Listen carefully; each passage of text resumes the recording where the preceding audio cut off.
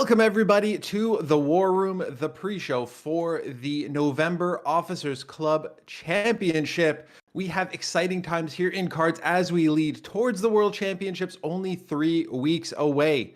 I am your host, Christo. I am joined, as always, by Darkness and Spooz, and we have a very special guest caster and analyst, Berto Burrito, who is himself preparing for the World Championships coming up in a couple weeks. Berto, how you feeling about that? Are you well on your way to, building out your deck list and feeling good about it? Oh, not at all. Perfect. You still got 3 weeks. You're all set, right? That's plenty of time. Once I start testing is once I start stressing, so I've put it off a little bit. Well, I mean, you're going to get to, watch some great cards action today, maybe get inspired, get some ideas, slap those together, and like you said, start stressing out about exactly what you're going to bring. Yeah. Right on. So we have Elin waiting in the wings. She's going to join today, which will be starting in just under an hour. So we'll get all that action to you. But before we get there, why don't we take a look at the bracket so you can see exactly who is competing today. So in that first matchup, we're going to have J King taking on Colin. This is going to be a huge matchup. J King as well preparing for the World Championships. That's going to be our first feature matchup cast by Darkness and Elin. Next up, we've got Artemisia taking on TurboCat. We've got our second quarterfinal that we will be broadcasting for you today with No Win 5 and Red Sun. And finally, Tang Tang against Cappuccino. These are all going to be best of 3 with 1 ban, and the finals will be best of 5. $1,000 on the line today, so we are playing for a couple bucks, and all these players are raring and ready to go. So to get you ready for this, we're obviously going to dive into every single one of our decks once we get to the main event. But before we get there, our analysts have handpicked a few strategic decks that they wanted to talk about. I think we're going to start with Darkness's selection. Darkness, you wanted to talk specifically about this Artemisia deck. Yes, exactly. Artemisia and Tang Tang, they are bringing the same decks, bringing US Poland Legions. And this is really interesting because history repeats itself. 1 year or maybe 14 months ago, this deck first came up after a matter of US-German frontline.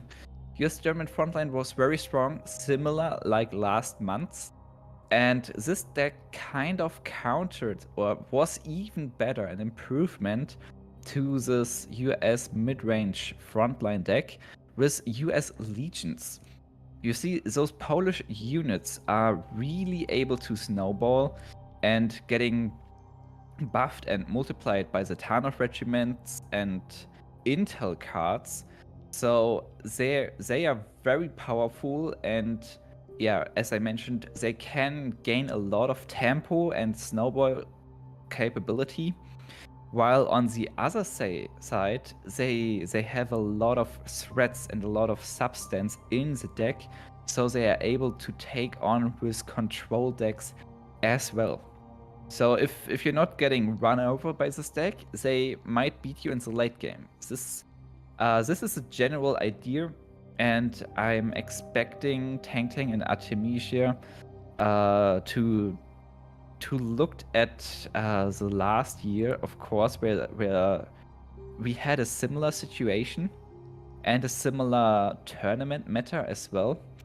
So the full strategy is to target not only the small unit decks, those aggressive decks, but also the lower control decks to overman them with pure power of legions.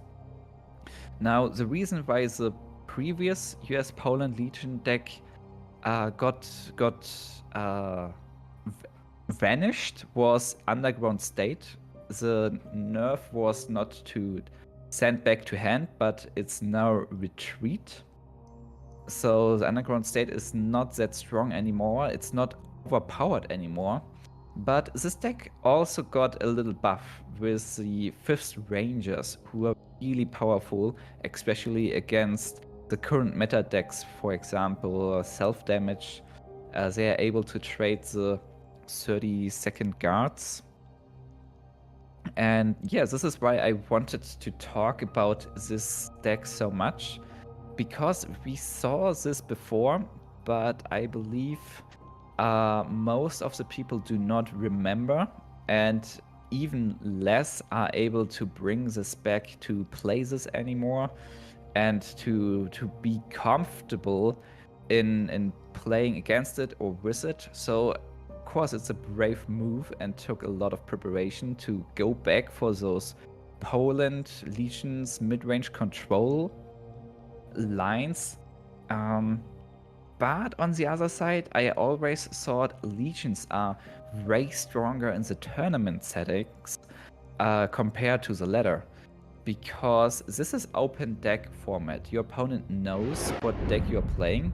And with Intel, you can make another check on the deck list and get maybe critical informations. And I'm sure a top player like Tang are really able to abuse those Intel mechanic.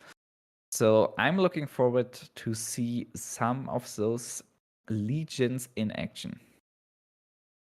So, Darkness, another quick question for you, since we established Tang and Artemisia are bringing the same deck list, and they have Poland as an ally for all three of the decks they're bringing. Does that kind of go back to some of what you're saying around how strong Legion is right now, or what makes them go that direction? It's not about how strong Legions is right now. It's actually not that strong. Although Legions has minor success in the World Championship qualification from the group stage continuing, but it's more about the general lineup. You see, when you going into a tournament, the most common idea is I'm bringing the decks I'm best with. Like my favorite deck, the deck I have all the necessary cards for, the decks I have experience for, so I know the matchups, I know how to play against this, I know how to play against that. This is the easiest way of building your lineup. Then, of course, when you look at the other decks, at the tournament settings, you can go for the meta picks. This is very successful overall. You're looking what are the strongest decks. I'm going to play them, to bring them, to learn them, and to abuse them. It's not a bad choice to go with this one as well. But then you can decide to go anti-meta, to look at your opponents and tech against them, to bring in counter lineup. And I'm looking at those Legion lineups like a counter lineup, similar to last year World Championship. Jaking and myself, we had a great success with full anti-aggro, beating all of the fast decks, the J-aggro decks, and targeting something specific. However, it's very hard to bring a counter lineup targeting something specific, because you need to make all of your decks having this one strength and beating something specific. And your deck is your entire lineup is only as strong as the weakest chain. So especially with 4 decks, it's very hard to make 4 very strong control decks or 4 very strong anti-aggro decks who are good against the best decks, the meta decks right now. This is why I'm respecting this choice so much, bringing 3 times Legion mid-range. And I really wonder if they prepared well enough, if this is able to pack a punch and work out, or if they tried really well but will end up losing against the other competitors.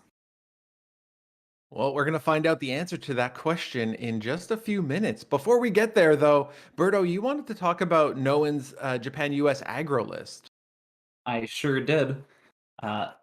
So the first thing that strikes me with this deck is Edge of the Empire, which is a really powerful card. You shuffle your hand into your deck at the end of your turn and draw 3 more cards for just 2 credits.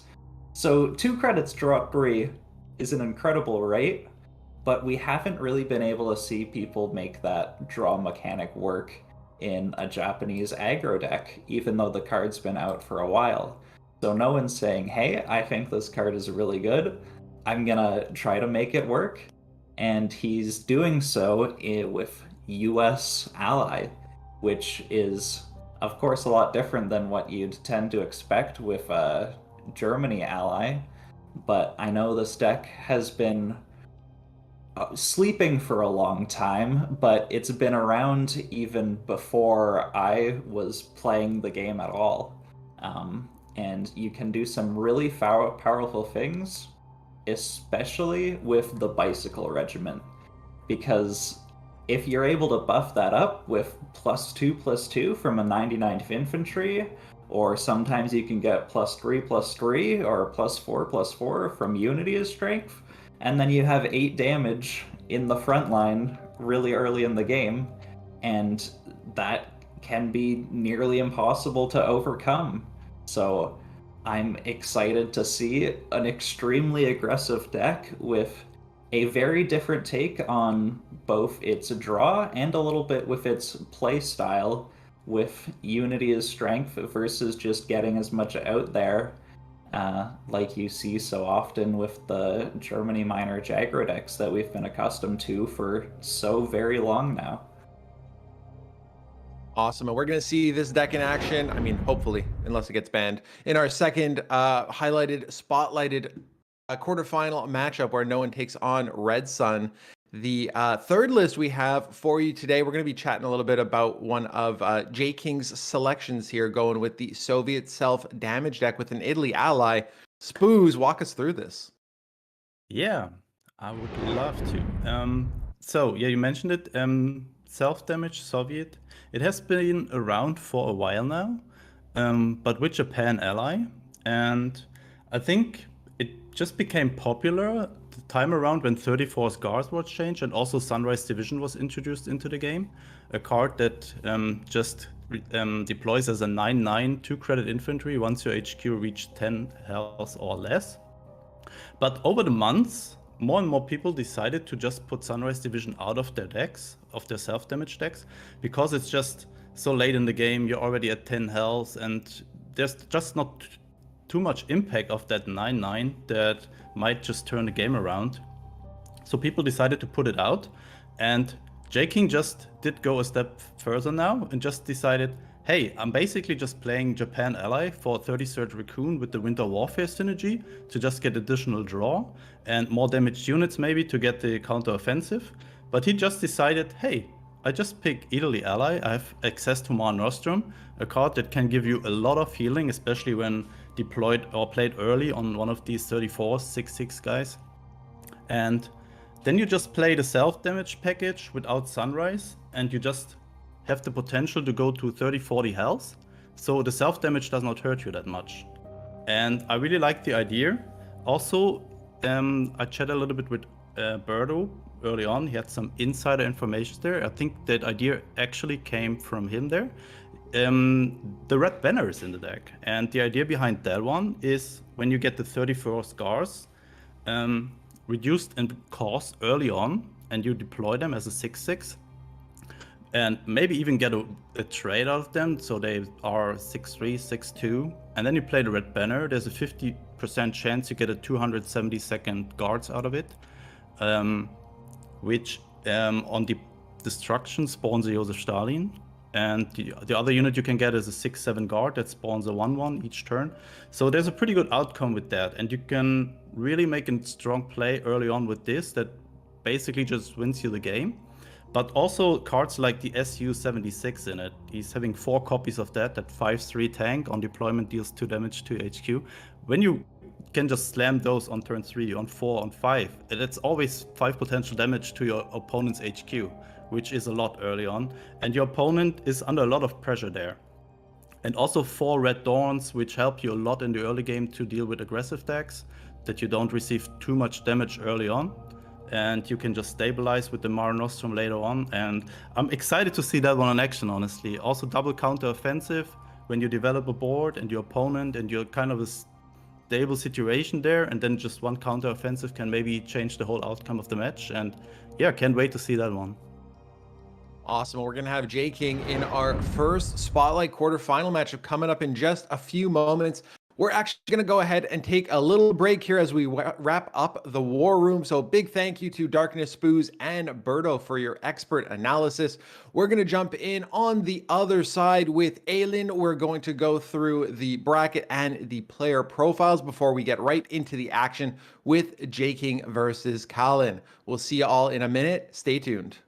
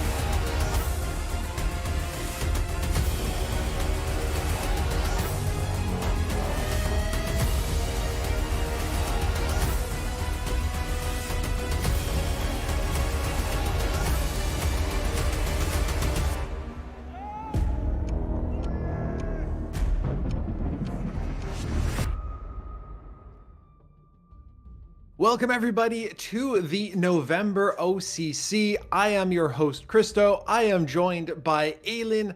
Elin, I made a mistake during the pre-show. I misspoke. I said there are 3 weeks to the World Championship. There's actually 2 weeks. We are right there. How are the preparations going for this year's World Championships?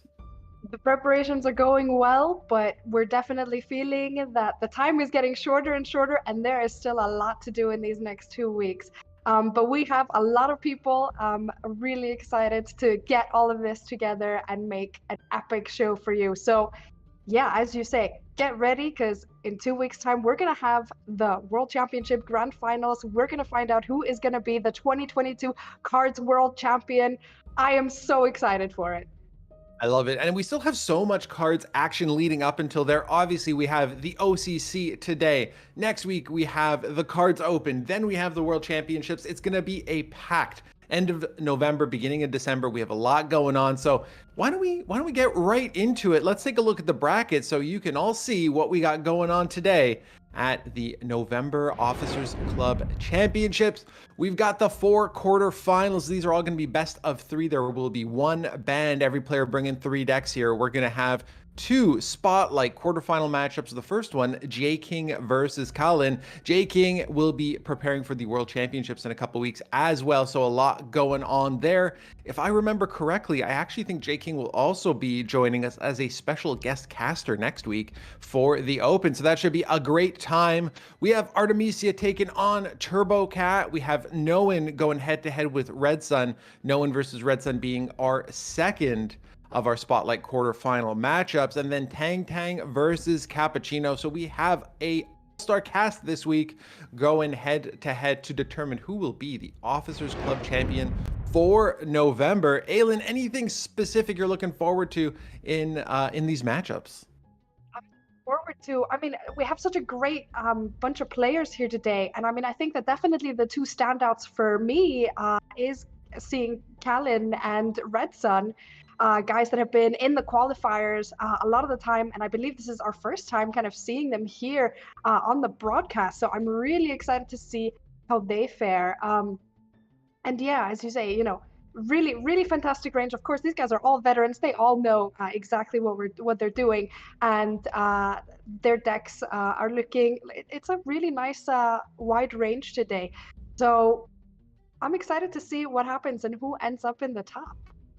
Absolutely. I think you brought up a really great point there. Oftentimes we talk about how some of the players in, an OCC or an Open might be newer to the competitive scene, but I think we're going to see a couple players in Red Sun and Colin that are not only, veterans of the game, but also fan favorites. I think they play a really big part in the community. So it's exciting to see them here competing at an OCC. And speaking of that, why don't we jump into the player profiles here? Let's take a look at who will be competing in just a little bit more detail. First up, we have Artemisia here. Artemisia with over 11,000 total matches, 7,500 wins, 3,800 losses, a 66.1% win rate. That is incredibly impressive. Someone that we've definitely seen in the top before. Maybe not in the last kind of few months, but he's back, and he's brought some really interesting decks, as we mentioned earlier in the pre-show, bringing a lot of Poland allies, that Legions deck. So really going to be exciting to see how Artemisia fares today. Absolutely. Both Artemisia and Tang Tang bringing very similar, if not identical deck lists with that Poland ally, looking for some flexibility probably in that mid-range and trying to counter the meta a little bit. So I personally, I'm a big fan of those style of decks. So I'm excited to see the how they perform at the end of the day. Next, not regularly, but pops in from time to time in some of these events towards the end of some of these OCCs. Yes, Turbo Cat with over 13,000 total matches, almost 8,000 wins, and almost 6,000 losses with a win rate of 57.29%. Again, incredibly impressive. Finished 5th in this season, and is, as you say, someone that we don't see her all the time, but certainly exciting to see how he will do today. Absolutely. And so we have, TurboCat finishing 5th. We had seen Artemisia finish 4th, and there was still nonetheless a pretty solid win rate differential between the two, about 4%. Speaking of win rates, next up we have our player who finished 3rd this season, a 71% win rate. Absolutely mind-boggling how your win rate gets so high. Tang, of course, a real titan of the KARDS esports scene. And as you say, finishes 3rd in the season this time. Really, such an impressive player, and is, as we pointed out earlier, bringing more or less almost an identical deck list, I think, to Artemisia. So very interesting to see how these Poland allied decks will. Absolutely. So we've got Tang who finished 3rd. We're going to jump to, this is something pretty interesting. Red Sun, who won the qualifier, because he finished 34th and making what we believe is the OCC debut here in this November Officers Club Championship. Absolutely, I do believe this is his first time here, and really exciting to see Red Sun. He, of course, is a solid streamer as well, so definitely make sure you check out his channel. It's been really interesting watching for the last few months as he has, sort of slowly pushed into the esports scene, being in a few qualifiers in the last couple of months, and now he's in the top 8. So it's going to be so interesting to see how he fares. I mean, we look at his win rate, 53.48%, but that's over almost 27,000 games. So an incredibly large number of matches in total that he's played, and maybe his win rate isn't. It's certainly not as impressive as Tang's. But still, as we've said before, anything over 50% is really good. And it's going to be really interesting to see. He's coming in with a really wide range of experience. Really excited to see how Red Sun fares today.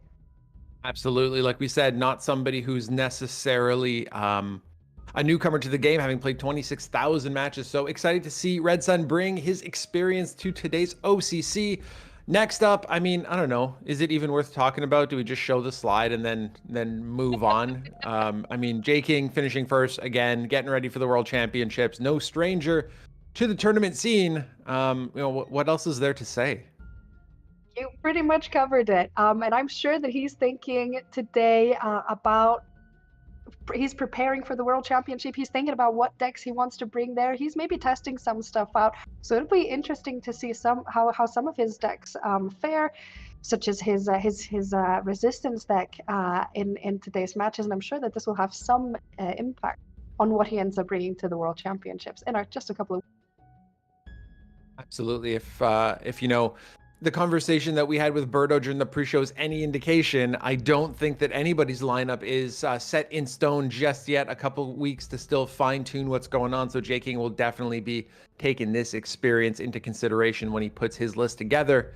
Next up, you have No15, who I guess we could almost consider at this point kind of J King's arch nemesis, often finishing, in this case, 2nd, very close to J King, and they always have really solid matchups, often making it towards the end of that bracket. So no one's going to have, I'm sure, another fantastic performance today. Absolutely. And someone, as we see there, I mean, over 15,000 total matches, 74% win rate, which is completely mental. Very impressive player. And I mean, these three, Tang, J King, Noen, just their win rates are absolutely mad. They are real titans of the esports scene. And it'll be very interesting to see how they do today. And next up, we have Cappuccino, who's no slouch themselves. Somebody, again, we often see in the esports scene here at KARDS and often performs very well. So, again, just a stacked lineup this week. Absolutely. Cappuccino, another really solid player that we see very frequently with a win rate of 66%. Definitely incredibly impressive. And over 21,000 total matches, finishing 6th this season. So just on the edge of that automatic qualification to the top 8. Yes, very, very excited to see how Cappuccino will do today. And then we have our second qualifier, Colin BZ out of Romania, finishing 12th. Again, going through that qualification process, which is not an easy feat. Absolutely not. And a very impressive player as well. Just over 60% win rate, over 23,000 games played. And I mean, I think, we are seeing some newcomers today, but these newcomers are definitely not newcomers to the game. They are veterans. They know what they're doing. They have a lot of experience. And I'm so excited to see how they fare in the top 8 of the OCC today. Right on. So, Elin, we've done the bracket. We've seen the player profiles. I think it's time to get to the action. We've got a $1,000 prize pool on the line. We have the title of the November champion here. So I think you're pulling double duty. You and Darkness are up next. You're going to cast our first of our Spotlight quarterfinal matchups. We're going to have J King versus Colin next.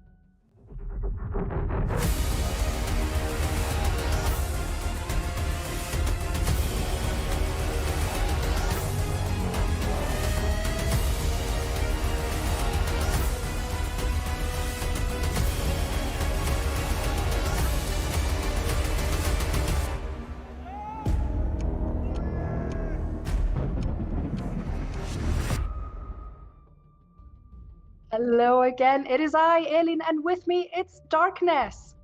Hi. How's it going, Darkness? Very, very great. I think this OCC has a lot of potential because there's so many different players, newcomers, different archetypes. And yeah, let's bring those archetypes up. First, Absolutely. yes. First, we are going to see J King versus Kellen, and let's have a look at J King's decks first. Not gonna lie, this is not an easy one for me. It's triggering my PTBS from last World Championship. This is Japan-France Resistance. It's a control deck with Japan main nation. And a lot of AoE effects, like you see 4 times Tora Tora, 4 times Naval Operation, and Banzai, and To the Last Man. A lot of ways how to deal with an opponent flooding the board. With resistance, not a lot of actual resistance cards, but powerful removals like Defend in Depth, and Call to the Colonies, giving some heal, really helpful. Operation, giving extra heal. Phony War, giving extra card draw. Yeah, this deck is very strong as control deck. Very weak against air though. And definitely targeting ground units. And with a little bit of resistance and the fatigue mechanic, other control decks as well. The second deck of J King, we talked about this a little bit more in the pre-show. Spooz highlighted this. This is Soviet self-damage with Italy ally, just to add 3 Marinostrums. Besides that, this is a self-damage packet with Bicycles Red Dawn to make use of this damaging your own HQ, reducing the deployment costs of the 34 guards, and of course buffing the 456th Infantry Regiment. Last but not least, J King is bringing Brit Italy control, so very control heavy lineup. This deck of J King features a lot of strong control British cards. As you can see, there's Monty, Seaforth Highlander, Carpet Bombing, and wait, no Carpet Bombing, I mixed that up. But Blackwatch, Sexton, even the Churchill and the Commonwealth. And this is mixed with Italy ally to give you the Mare Nostrum, even more guards, Bologna Regiment, really strong, powerful removal, Lion for a day, and the new 7th Alpini regiments who are healing your HP by dealing combat damage. So this is a really tough control deck as well. Now when we switch to Kellen's decks, Kellen is bringing more aggressive decks. look at that. The first one is it's a classical self-damage deck. You see here Soviet Japan with the 33rd Recon, of course, even one Shinhoto tank, the scouting party, making use of this extra card draw mechanic, of course.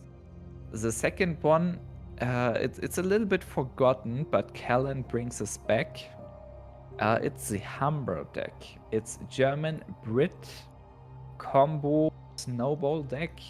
You're using this little Humber Mark II 1 credit tank with Fury, reducing the operation cost with Jäger Regiment, and buffing this with combined arms or the Henschel to give yourself a very powerful Fury tank without operation cost in the front line. It can snowball very hard, but of course this is another aggro deck as well.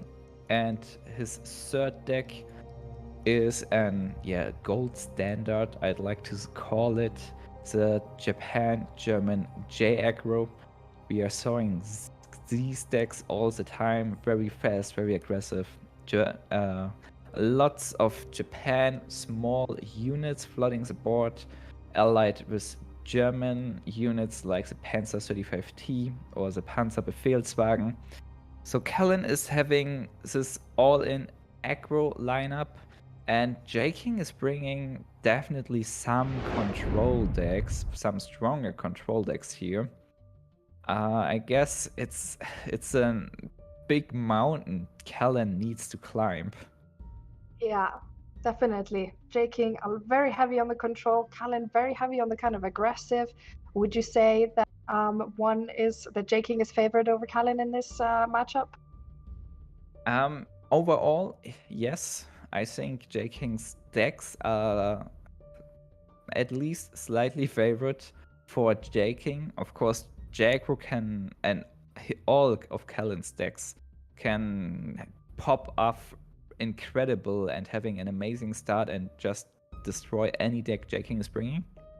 But in theory, he's bringing good decks against aggro, and Callan is bringing the strongest aggro meta decks. So we will see who will win here. Absolutely. But of course, let's see. Yeah, J-King. Let's find out what those bans are. Yeah, J-King. Go ahead. J-King is banning the German deck. German Brit, the Humber deck. I think this has the most snowball potential. So he's banning the probably strongest deck against him. Callan is banning the Brit deck. I'm biased, I would ban the Resistance deck, but banning Britain looks very solid. It has the most guards, the most heal, and is probably the strongest deck against Callan here. Yeah, I'd like to mention J-King is the world champion. He made it again into the OCC like usual and into the next world championship. Callan has his first appearance playing against J-King. He is the underdog. We are about to witness. We are in the underdog Callan playing against the champion J-King. I'm excited. I'm incredibly excited as well. And as you point out, J-King is coming in here with, a lot of wins behind him. Yes.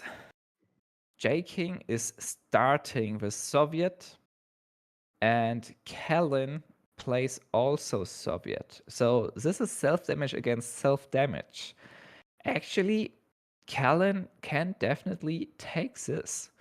We are right now not seeing his hand yet, but J-King's. And J-King is starting with 3 34 guards in his hand, but there are no units from Callan to play those bloody sickles.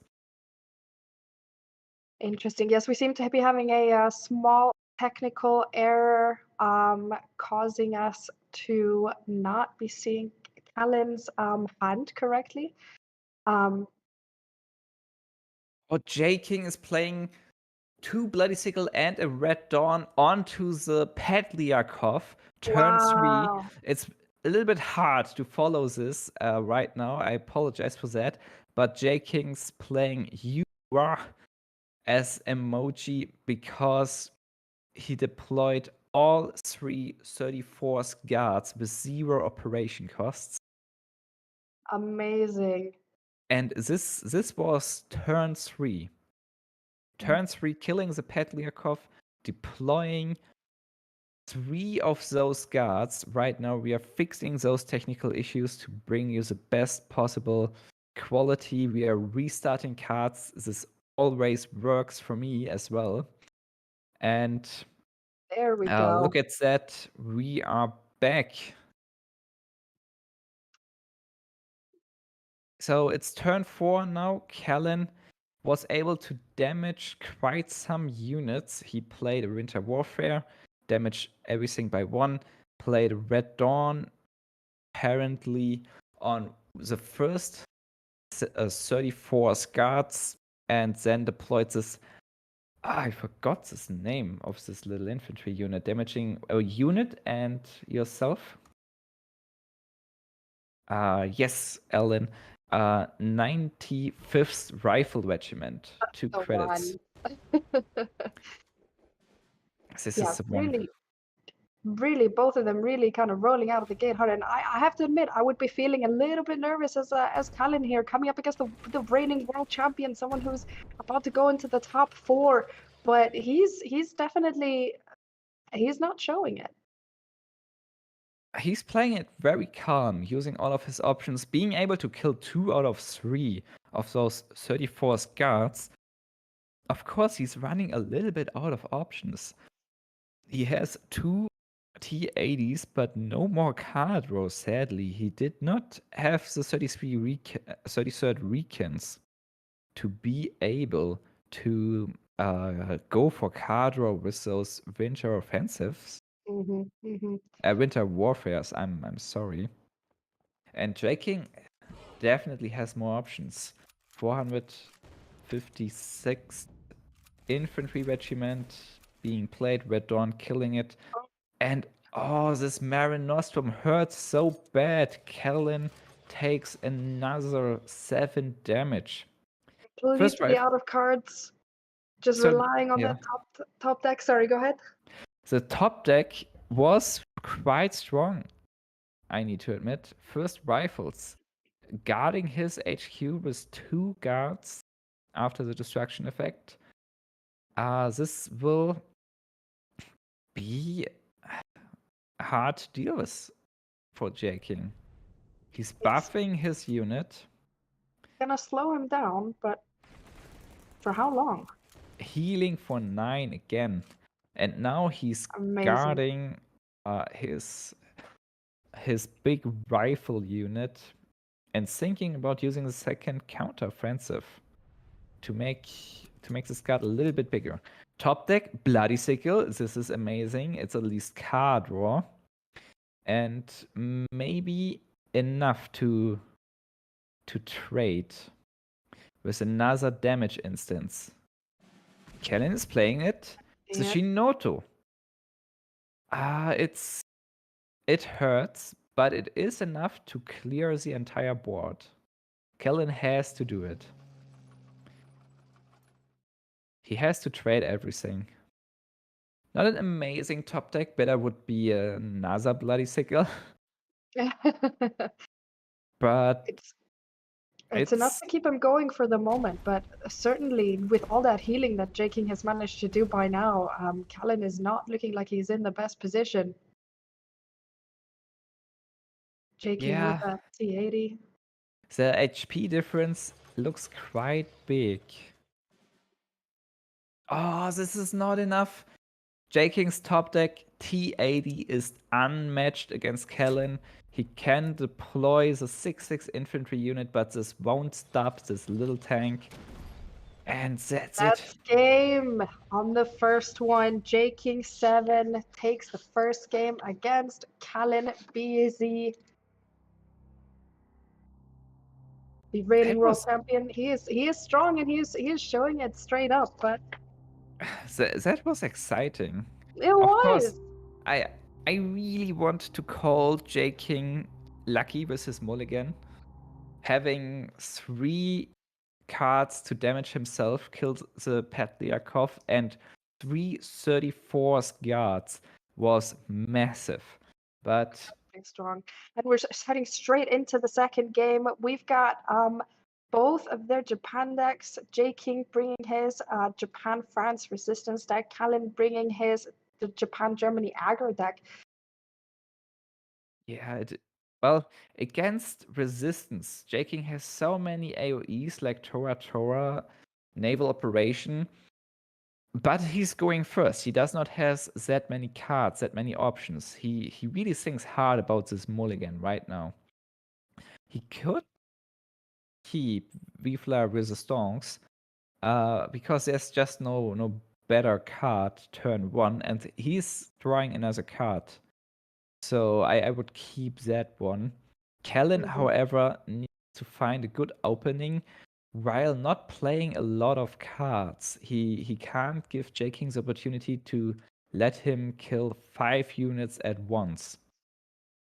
Vifla Resistance is being played. Greetings called from J King.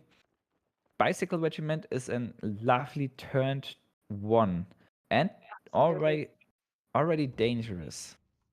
J King takes the initiative, clocks the card a little bit more of Callan. Bicycle regiment out there. He's already hitting J King.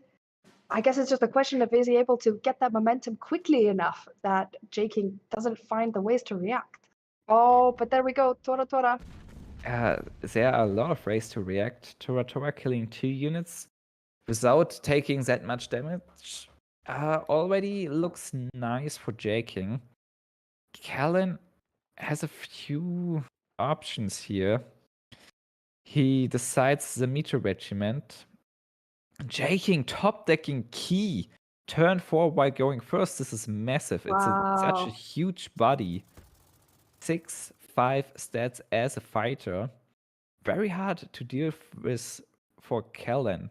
I mean, he can deploy his own Key to... Yeah, looks like he's going for it. I mean, there are not a lot of other options. Nothing to kill this fighter yet. And I guess we are seeing a lot of card draw in the next turn. This might end up being another fairly fast one if they're all gonna boost through their deck. Maybe. However, the naval operation is not great against fighters, and the Key is a major threat against J King. So actually, I'm expecting him to trade here, fighter for fighter. Because Callan's nature of the deck is just to float the board and deal damage. And those 6 damage from the Key 88 are dangerous. J King considering hovering over the HQ, considering dealing face damage. Interesting. Maybe he tries to force Callan to trade, reducing the amount of damage. High risk, high reward if this works out. Also killing the Meteor Regiment and overdrawing quite a lot from Callan here. Callan, however, just playing Sendai Regiment onto the Key, now controlling the board, and J King has to find another option. Very interesting. He does have a very full hand. A very full hand and not a lot of ways to deal with the Key 83 of Callan. He's healing. But this won't last that long. Considering Imperial Degree plus Tora, killing at least the Arado and dealing damage to the Sender Regiment with Naval Operation next turn, he's able to get back his Key. Everyone's drawing a lot of cards. Ooh, J King found a defend in deep. So he has ways of dealing with the key 83 now. However, Kellen has the momentum and is able to deal damage. He is, and he has taken that face damage with the key, taken away some of that healing that J King was able to get up earlier, and evening the score just a little bit. J King thinking about that defend in depth. Defend in depth before naval operation, getting a 50% chance of tanking the Akita hit, still hits face. Wow. And just like that, clears all of Kalen's units off the board. Looking like he's definitely shifting the balance here. Yeah, this was a huge comeback for J King, playing another Vifla Resistance, clocking the hand a little bit. Kellen, however, has some options. He can play the Desperate Measures and the Bombing Rate, dealing 4 damage to the HQ while killing the key 88. He's not choosing to do so. He's pinning the key, maybe because he wants more cards, more card draw. And now he really should take the board. The Wirbelwind is being played, dealing 2 damage, and he should get rid of the resistance as well, choosing not damage but get rid of cards. HP matters a lot for Kellen right now. He's already down so much. Absolutely. And now J King is going to have to figure out some different stuff to do. He has his key back on the board, but he's going to have to wait a little bit before he's able to use it again. Naval operations again, and another little bit of heal with Call to the Colonies, another 8 HP onto his HQ.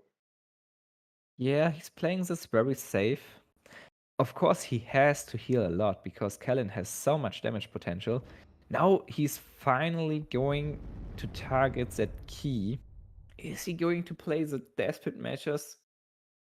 This will take him down 1 credit slots, but maybe it's worth it to not use the Desperate Measures, but sacrifice a single Panzer 35T into the key to be able to reach 11 credits more quickly. The Sheeden deployment and double attack costs 11, so Desperate Measures would be really desperate here. It would be really desperate. He's still going for it. Oh, he keeps doing it. He's holding his Panzer 35T and playing Desperate Measures. I wonder if this will work out for him. J King finding another naval operation, giving him quite some options here. For example, with Liberation, healing, preventing card draw from Kellen because he will fill the hand entirely. The Sheeden himself is not really a play. The Wirbelwind will pin it. Yeah, J King as well seems to be a little bit desperate and killing the front line with Desperate Measures. However, having quite a lot of HP, he can feel quite safe. Yeah, absolutely. Kalen's still having a lot of units to put out, but he needs to deal with this resistance now. Kellen playing all resistance cards at once. Maybe being afraid of the second Liberation. However, the 22nd Infantry Regiment would be another strong option to get a little bit more card draw. J King taking the advantage, deploying Sheeden and attacking into the HQ. Kellen has not a lot of options. He's breaking the ambush and attacking with the Akita Regiment, hits the Sheeden. That's the Sheeden gone, and Kellen is able to deploy his own or deploy the Shinoto tank and 22nd Infantry Regiment. A little bit of card draw, another type. However, not enough for J King. The car comes in 10 credits exactly, 6 damage. And that's it, Elin. That's it. That is it. 2-0 J King. Newcomer Kellen. The cards are not in his favor today. But an incredible performance, nonetheless, I think. And I mean, anyone who gets up to this stage, I think, has already proven that they are a real force in the cards esports scene. So, really well done to both players. Really exciting matches there as well. It really wasn't clear how it was going to go. Yeah, I like to congrats Callan here, especially. He's a very active member of the cards community. Also in my Twitch chat, whenever I stream. So yeah, he really put in the effort and he climbed himself into the spotlight, into the OCC. I hope this is only the beginning of Callan busy and we will see more of him in the esports scene. All right, thank you, Elin. Let's give it back to you and Christo. Congratulations, J King, going through to the semifinals, and I think you and Darkness nailed it there, Elin. Callan still heck of a performance, making it through the qualifiers, getting to where he got to today. I know in hearing about his kind of comments before the series, he wasn't feeling 100%, a little bit of nerves, probably a little bit of feeling like he was countered there, and sure enough, J King takes it 2-0. Yep. And as we discussed before the game, his J King's decks were perhaps slightly favored against Kalen's, but he did. It was an incredibly impressive performance, I think, especially given, it's a really difficult situation to come into against the reigning world champion, someone who's in the top 4 in the world championship. And coming in as a qualifier against someone who's placing, the top in the season, it's definitely, I think there's a lot of nerves probably going on, and I think that Callan's performance was really excellent. Big congratulations, of course, to J King, who will be moving on to the next round. But I believe we have another quarterfinal to feature here as well. Absolutely. Before we jump into that, why don't we take a quick look at the bracket and see if we have any. We do not have any updates. We do have 2 other matches going on in between, so that's why I wanted to check in, see if we had an update, but we do not. So we're going to kick it over, in that case, to Berto and Spooz instead to give you No and 5 versus Red Sun.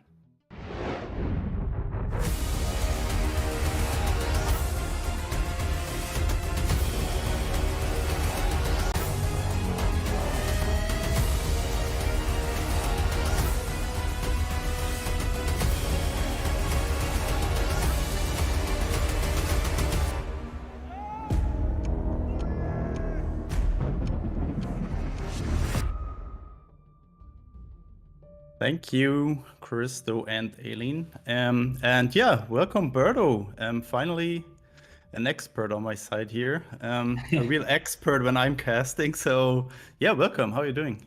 I'm doing great. How are you, Spooz? Yeah, I'm also fine. Glad to have you here. One of our top 4 finalists this World Championship. We just saw another one match before, J King, just with a very dominant performance here against Callan. Also, yeah, pretty good with his starting hands, like that turn 3 double 34s, really impressive. But yeah, we just focus on the second feature quarterfinals here, which is No and 5 versus Red Sun. Red Sun, a very popular streamer in the community, a really cool guy, and I'm really glad we have him here today. But first of all, we take a look at No and 5 stacks, what he's bringing, and it would be really cool, Berto, if you could guide us through No and stacks here. Sure thing. So this first deck here, we've gone back a little bit with the air decks. We had our fun with Italy Minor with the Fiat, but since the nerf, air has really fallen out of favor quite a bit, and the people who are still sticking with it have mostly switched to US ally. Some have experimented with Japan ally, but no one going for US. And this is still a very powerful list, but definitely a lot less consistent, with Finest Hour not being as applicable in as many situations in the early game. Just a little less burst near the end. So it feels a lot more like a fair deck now that it doesn't just come back out of nowhere, but especially with those bombers in the early game, it is still a force to be reckoned with, and it can be really hard to get back board control against a good Brit air start. I absolutely agree. Yeah, just go ahead. We can talk about it a little bit later when we see that deck in action. Yeah. And here we have the deck that I was talking about before, the Japan-US deck, which is, of course, really scary. You have some exciting new cards like the Yamagata Regiment. Not that it's a new card, but we haven't seen it in play. It feels new. I don't remember ever. Maybe you've been around a little longer than me, Spooz. Maybe you've seen it in OCCs Yeah, I think when it was before? introduced, it was played, or some people tried it out, but yeah, the result was probably that people just saw it as not being that strong and worse to be in the deck, and yeah, they're just better options, but yeah, let's see how it works out for Noen here. Yeah, and I mean, with these buffs compared to the German minor, there's a lot more ways to abuse that Fury to get even more damage out of it if you're Yeah. able to keep it around. Yeah, absolutely.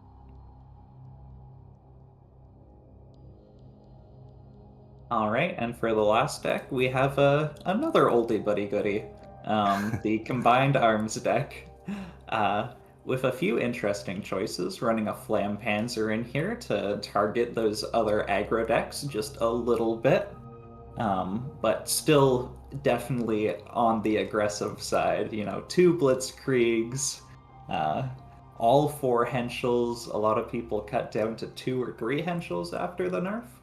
But no one deciding, you know what, I'm committing to the strategy in this deck, which is going fast and hitting hard and opting for all 4 to just get maximum aggression.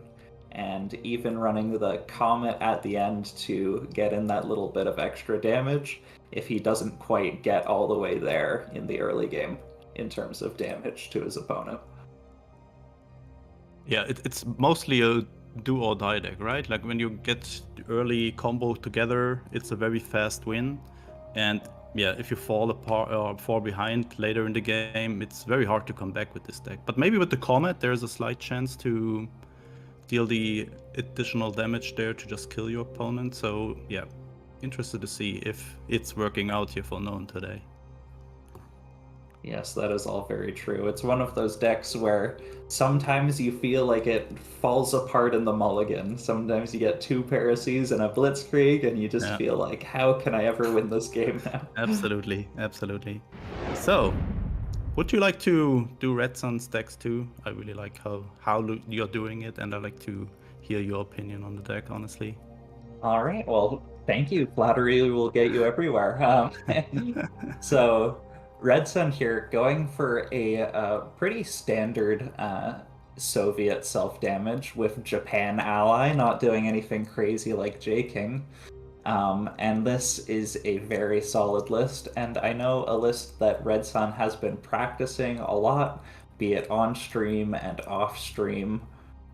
It's quite a hard deck to play because there are so many options in every turn, and you need to be thinking about how cards interact with each other in terms of getting your 456 down early before the self-damage, but also calculating in how the credit costs of cards in your hand change, and being sure to get the draws off of the recon. There's just a whole lot going on.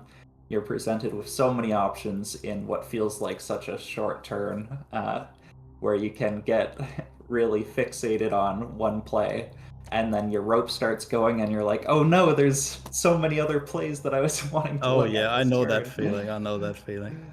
Yeah, but yes, very potent, especially against aggro and mid-range decks, at the cost of being a little worse against control in general. So the pick definitely working out well for Red Sun against Noen's lineup in this tournament. Yeah, I agree. All right, and next up we have a pretty classic German-Italy control deck running King Tiger to really close out a game if you are able to get to that point, which is the big if, especially against things like that Japan-US aggro. But you do have a lot of good ways to deal with aggro decks with the Mare Nostrum, the Bologna Regiment. Sorry, not running Bologna Regiment, but running 2 copies of Decisive Defense. And some Careless Talk as well, which is a tech option not everybody goes for, but it makes you a lot better into aggro while being worse against control, which again seems like it was a good choice against no one Yeah, considering his decks. this deck is very good against air decks in general. I mean, in general, I just remember our deciding match there for the top 32 World Championship, and I just queued this into your Brit air deck, and you still smashed me. So yeah, but usually with the Careless Talks, it's good against the early bombers and gladiators that are coming out. But also Schwalbe is just completely strong, and Red Sun really with a good pick here, because no one is the only one that is bringing Brit air today. And yeah, maybe it's just deciding the match for him today here. Yeah, and with air being slowed down, not having the Fiat, it makes it a lot more likely that you're going to be able to get to that Schwalbe turn to close out the game against Brit Air. Absolutely agree. And final match. Yes, final and deck. Yeah. we have the classic Jagro. I'm really hoping to see the Jagro Germany minor against Jagro USA minor today. I think that would be quite fun to see the differences between the two in action. Very similar game plans still. The main difference, I would say, is probably the difference in how you draw, with the Feigned Retreat being able to get searched up from the erratos for a really powerful inevitability near the mid to late game, versus the draw that's able to come out really early with Rising Sun. But if Red Sun gets control in the early game, those could get stuck in no one's hand. So that matchup could really snowball either way for either one of them. Yeah, and since it's Red Sun's kind of signature deck, right? Because he's playing it a lot, and he's I think this is his most played deck. I really hope that no one is not going to ban it, and we hopefully see the mirror. So let's see what the players just pick as their bans. And looks like both Japan decks are still accessible for both. No one got his Brit air deck banned, and Red Sun the self-damage deck. Very exciting. I'm definitely not surprised to see the self-damage banned from no one. It's really powerful into every single one of his lists. So that means Red Sun has access to the German control deck, and I think this should be favored against both of Known's remaining decks. What do you think?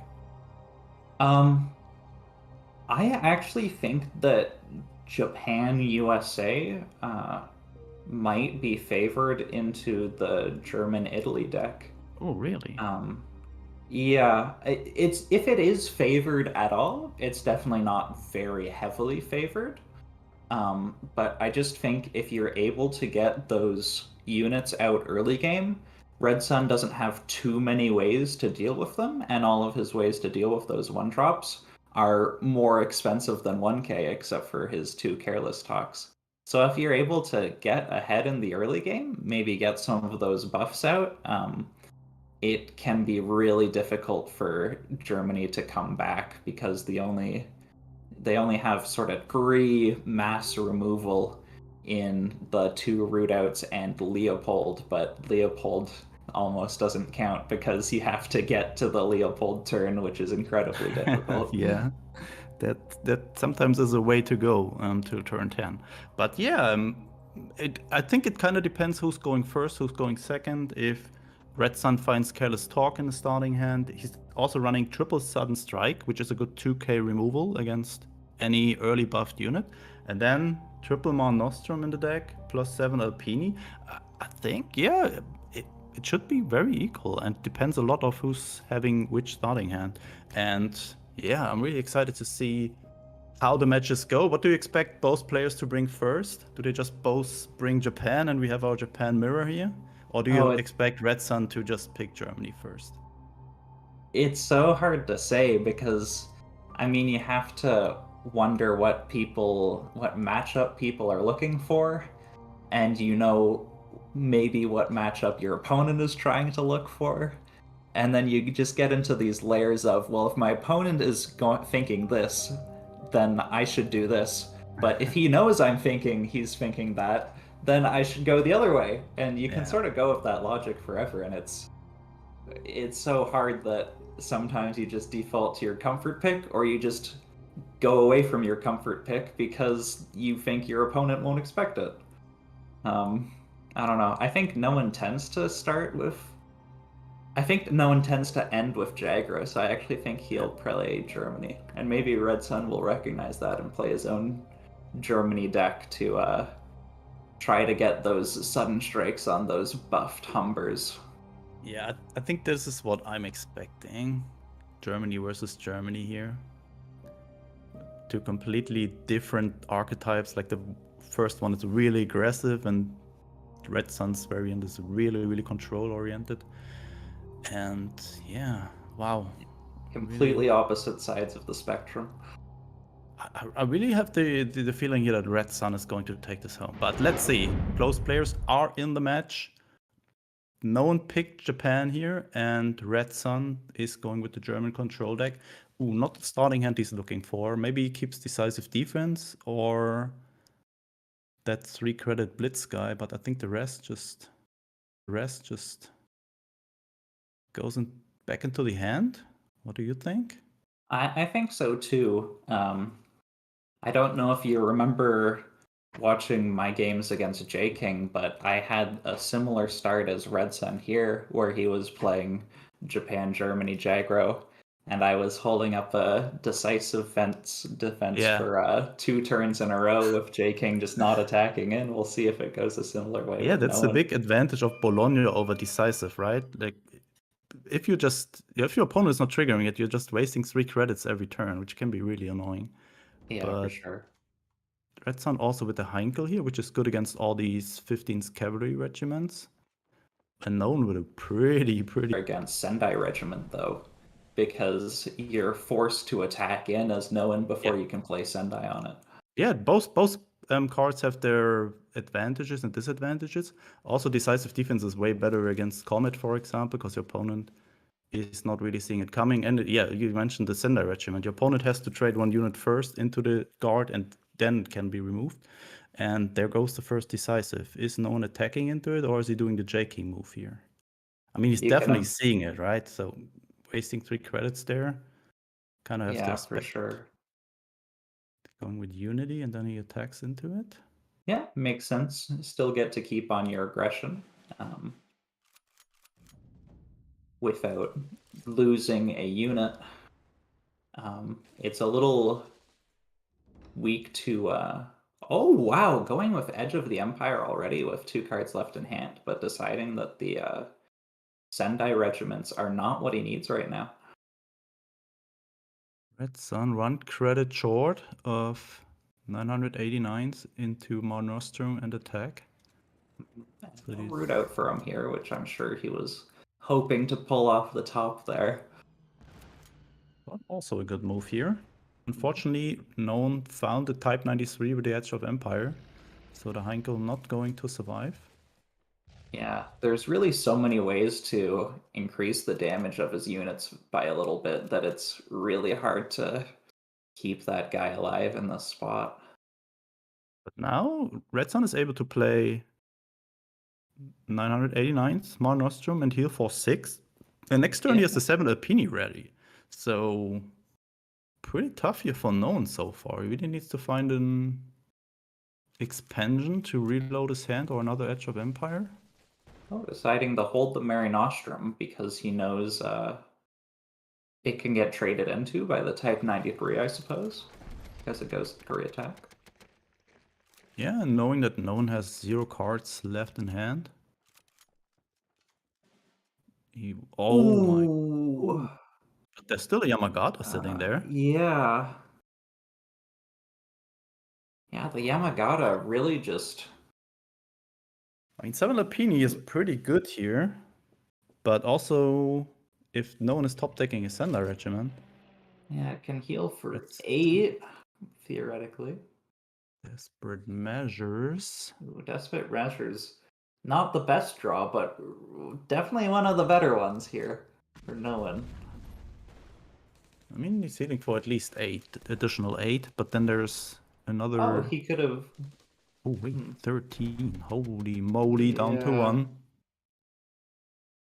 I really would have loved to see the Monostrum earlier, maybe. But you can go. No, what can he go here? Yeah, I can see why he would hold it, because if he doesn't draw the Yamagata or something similarly powerful, you could get like a bigger unit to keep healing up with the Mare Nostrum rather than just healing for 6 the one time. But turns out that the greed to Yamagata hold it MVP not here. working out. Yeah, for sure. Combined with the Type 93 and with the double buff from the 109s, 5 attack, Fury, Ambush was just enough to win known the game here. Yeah, it looked like Red Sun was really turning the corner there and getting control of the game with his, control deck, but just not quite working out with a few good draws from Known's side. Yeah, I think that root out came 1 turn too late. 1 turn earlier, and he could have removed the 109s. Yeah, and it would have meant that the Yamagata wouldn't have gotten the +2 attack as well. Really unfortunate here for Red Sun so far, but now Red Sun sticks with the Germany deck, and now he's playing into the Combined Arms deck. He has a Sudden Strike, really, really good. Yeah, most Also important deciding thing. to keep the line 4-day here. And what is no one having? He has the Parachutes, but only a Greif so far as a tank. Combined Arms. And the airplane in hand, deciding to be not too greedy and look for a tank here probably. If he finds a Panzer II, this could be problematic, but Red Sun having the Sudden Strike.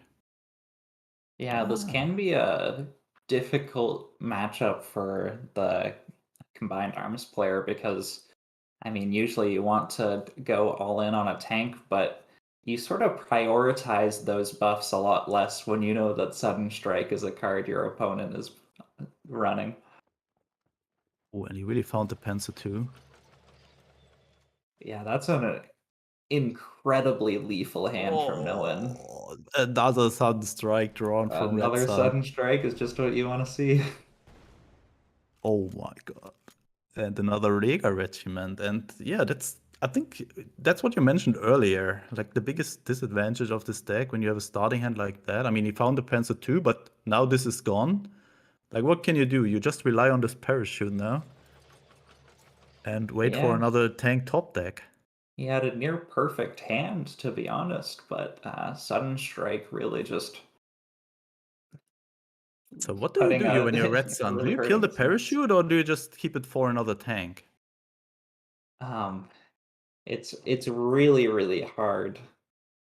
Because as soon as you Sudden Strike this, you know that the tank is able to get buffed quite freely.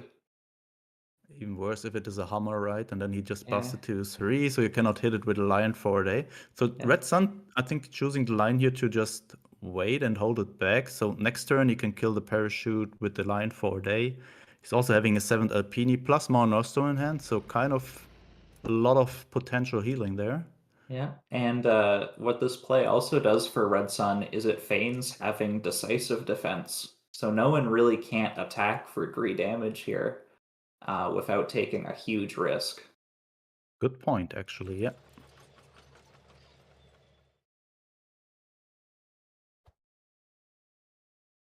So what do you think? Is he attacking or not? I don't think he'll attack. I think it would be a big mistake too. So pretty good outcome here for Red Sun. And also good point there. Like we see each other's player's hand, but Like obviously no one is not able to know that Red Sun is not having a decisive defense in hand. There comes another, and next turn he can kill the parachute with the line 4A, and then yeah, no, it's not having much stuff left here. He has a blitzkrieg, which is a lot of damage. Yeah, I'm thinking, yeah, he's just gonna play that this turn. Ouch. No longer having to worry about decisive defense with just 2 credits up. Oh man, well, so how is Red Sun dealing with this? Line 4A is not good enough. Oh, but No, that still, doesn't do it. Still not good enough. He's not technically dead from his perspective if he uses Lion for a day, but of course we know no one has the Henschel in hand. So he's able to buff the Greif, Yeah. and this should be enough. And he can't play Root Out because it doesn't stop the Mobilize effect, so it'll go back to 4 attack next turn, so that's not an option. Oh my god. So I would not expect this to be that clear of a win there for Noen, but wow, kind of disappointing. I mean, I know how much work Red Sun put into this, and he just fought himself through the qualifiers to this point, and then it's just, I don't know, what was it, 10-minute matches, and you're out. Yeah, I mean, it's hard, but I mean, it's still a win for Red Sun to put in all the hard work that he's done to get good enough to get to this point, and I think we'll see more of him in the future. And I really hope hopefully so. I really hope so. he won't get aggroed out quite the same way. And those games, they were short games, but they were close games.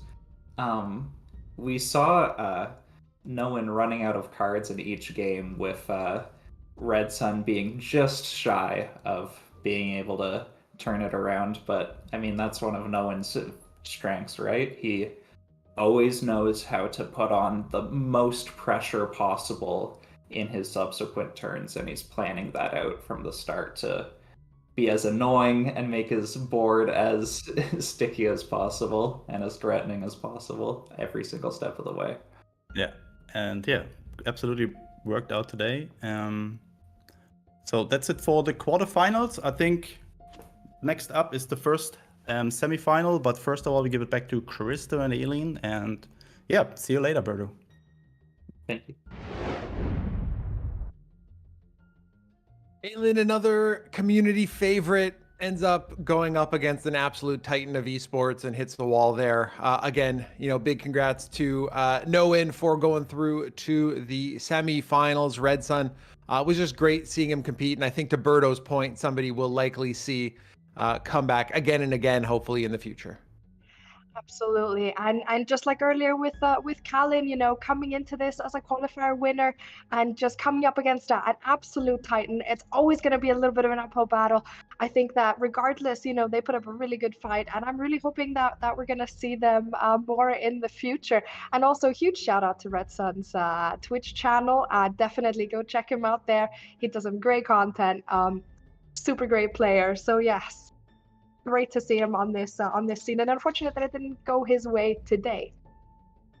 That's okay. Again, these players have worked hard to get to where they are today and will continue to do so moving forward. So excited to see both Kalin and Red Sun, in an OCC once again. But otherwise, we got J King, we got Noen moving forward. We had 2 other quarterfinals that we are just waiting for them to wrap up so we can put the bracket together for you and show you what you've got coming up in the semifinals. So we'll get that to you in just a few moments. Stay tuned for the semifinals of the November OCC.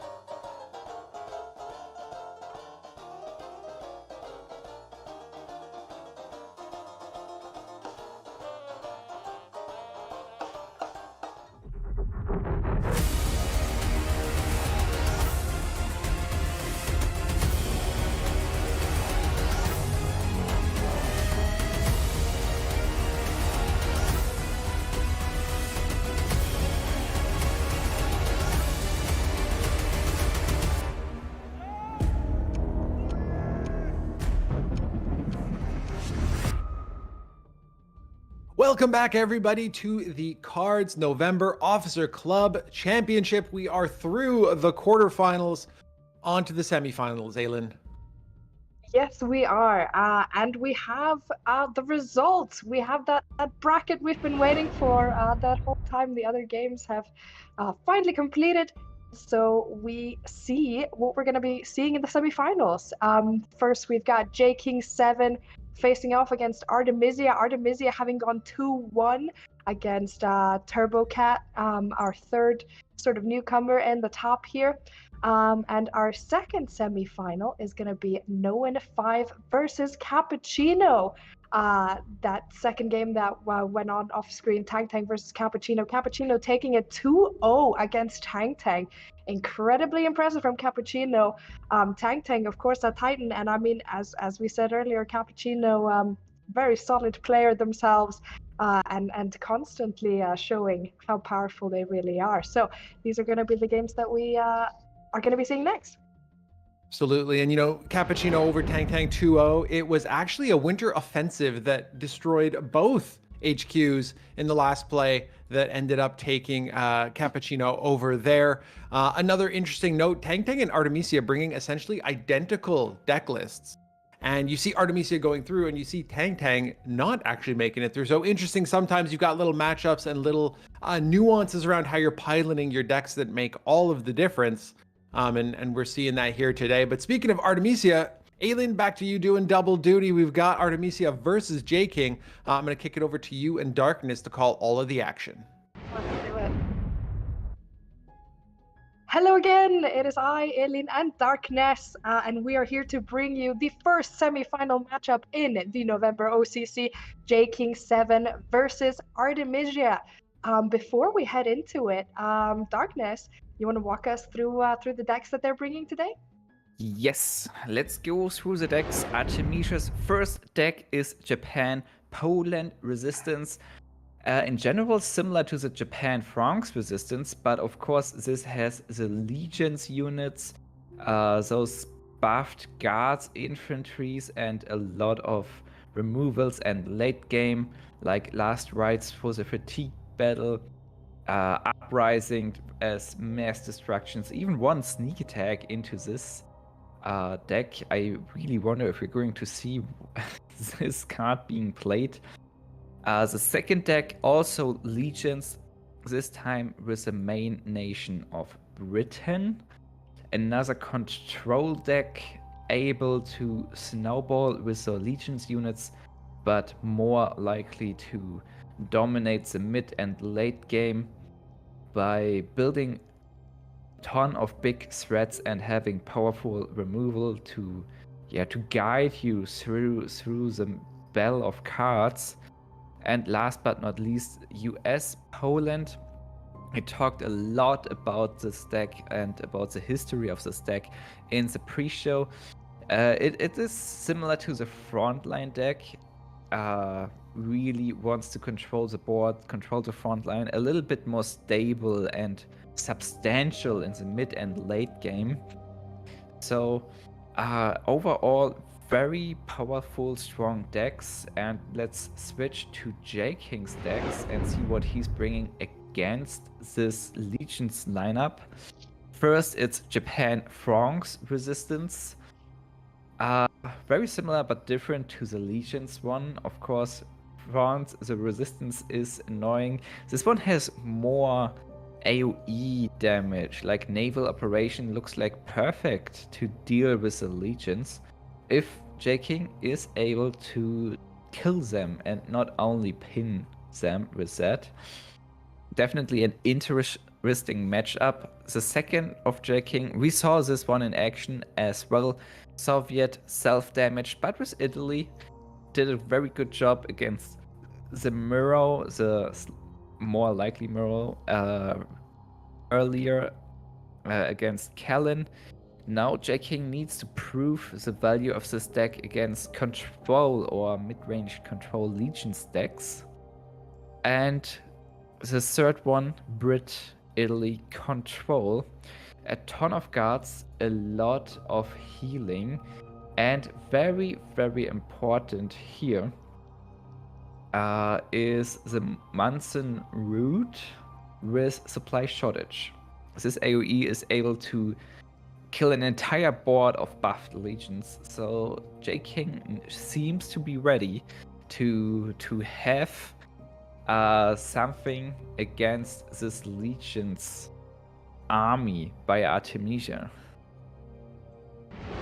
Indeed, some very interesting, varied decks coming from these two players, and I'm very curious to see how these matchups go. Particularly, we haven't seen any of these Poland ally decks played today on live, so it'll be very curious to see how they fare against J King's lineup. So how about we bring up those bans? Yeah. We have the bans here. J King got his Japan deck banned. Artemisia does not want to play against resistance. Interesting choice here. Brit would have been powerful as well. J King bans the US deck. I agree definitely with this one.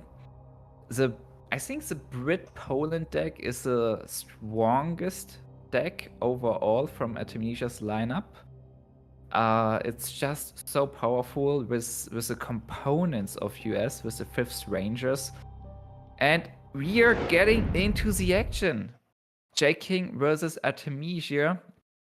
Ooh. And we have J King is bringing his Brit Italy control deck there, while Yes. Artemisia is bringing his Japan Poland ally. This is a little bit unusual in the current meta, but it's basically a control versus control matchup. And this is where the fun begins, in my opinion, of cards. So J King has a ton of cards, a lot of big units, a lot of powerful removal. Artemisia has the legions with combinations of intel cards. They can grow massively. And Artemisia, they have a ton of heal as well, and is ready to go into fatigue. So it's a very, very tough match to decide who's favorite. Mm-hmm. It really depends on who's using the resources better. J King already finding the research going for a turn 3. Artemisia so far only played the Red Signal Regiment. And Orb Believer, can you Please give tell? it to something like that. I can't really tell. My Polish is very rusty. We'll have to get that sorted for the next one. Well, but Artemisia, it's only a Marinostrum. 1+1/+1 buff, and the capability of healing more. This is not really important in this matchup. We're Playing seeing the best first legions on the board here for Artemisia. first legions on the board, looking fine for Artemisia, but they got a credit denied by daylight bombing by J King. Of course, the daylight bombing is now missing to kill those legions. What is J King going to do? Just playing C4 Highlander here, seems. Get his HQ defended there. I'm looking at this research. And if J King's able to play a Batchley Pack, this would be horrifying for Artemisia. There are so many cards and not enough card draw, I feel like. J King playing the 7th Alpini Regiment, setting up more defenses, being able to trade at least one unit next turn. Artemisia going to steal a Commonwealth. Artemisia just copied Commonwealth and heals for 12. So 31 HP, J King know exactly what he's up against. And he can't believe it. Wow.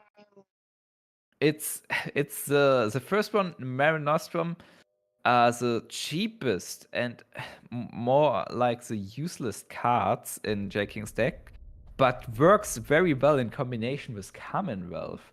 Very valuable win condition for J King, just got copied by Artemisia. It's incredible. Yes, and I mean, Artemisia is in a position where he might be able to use it. I mean, obviously, he needs to build up to those credits, but and J King gets his Just Commonwealth. got it. And it's in both players' hands.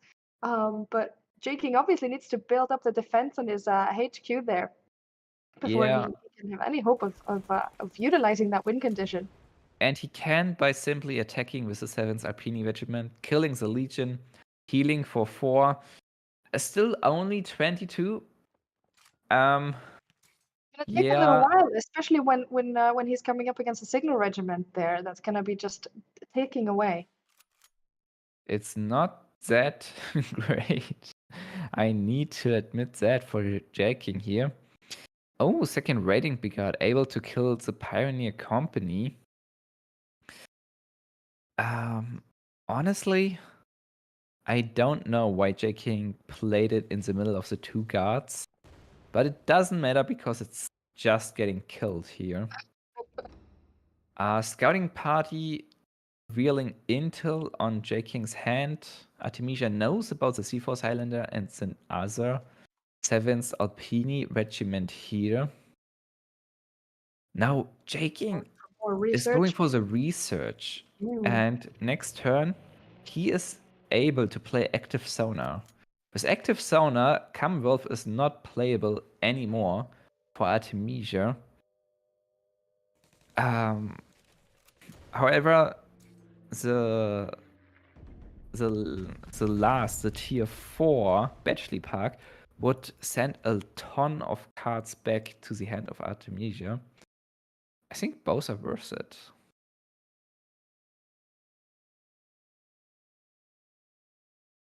Yes, definitely some options on the board for J King. But he does need to think fast. Okay, I checked deck list. Artemisia does not have redeployment. So there's no way of removing additional credit costs by active sonar to Artemisia. We can see it on J King's face. He's a little bit frustrated. He's not 100% sure. He was hovering that research, wondering should he go for it? Which option should he pick?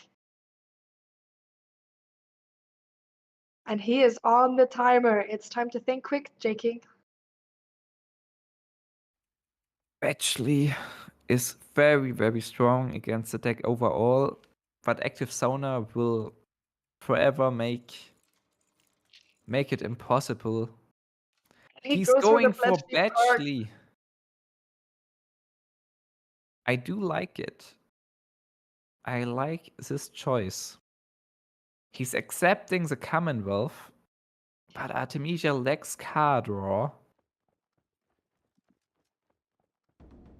So this is able to work out for J King in the long run. Yes, it certainly might. Artemisia clearing his unit off the board with a Tora Tora. Such a difficult decision because Commonwealth draws 4 cards as well. So J King drawing shelling is not what you want to see. Wait, actually, he can just play it.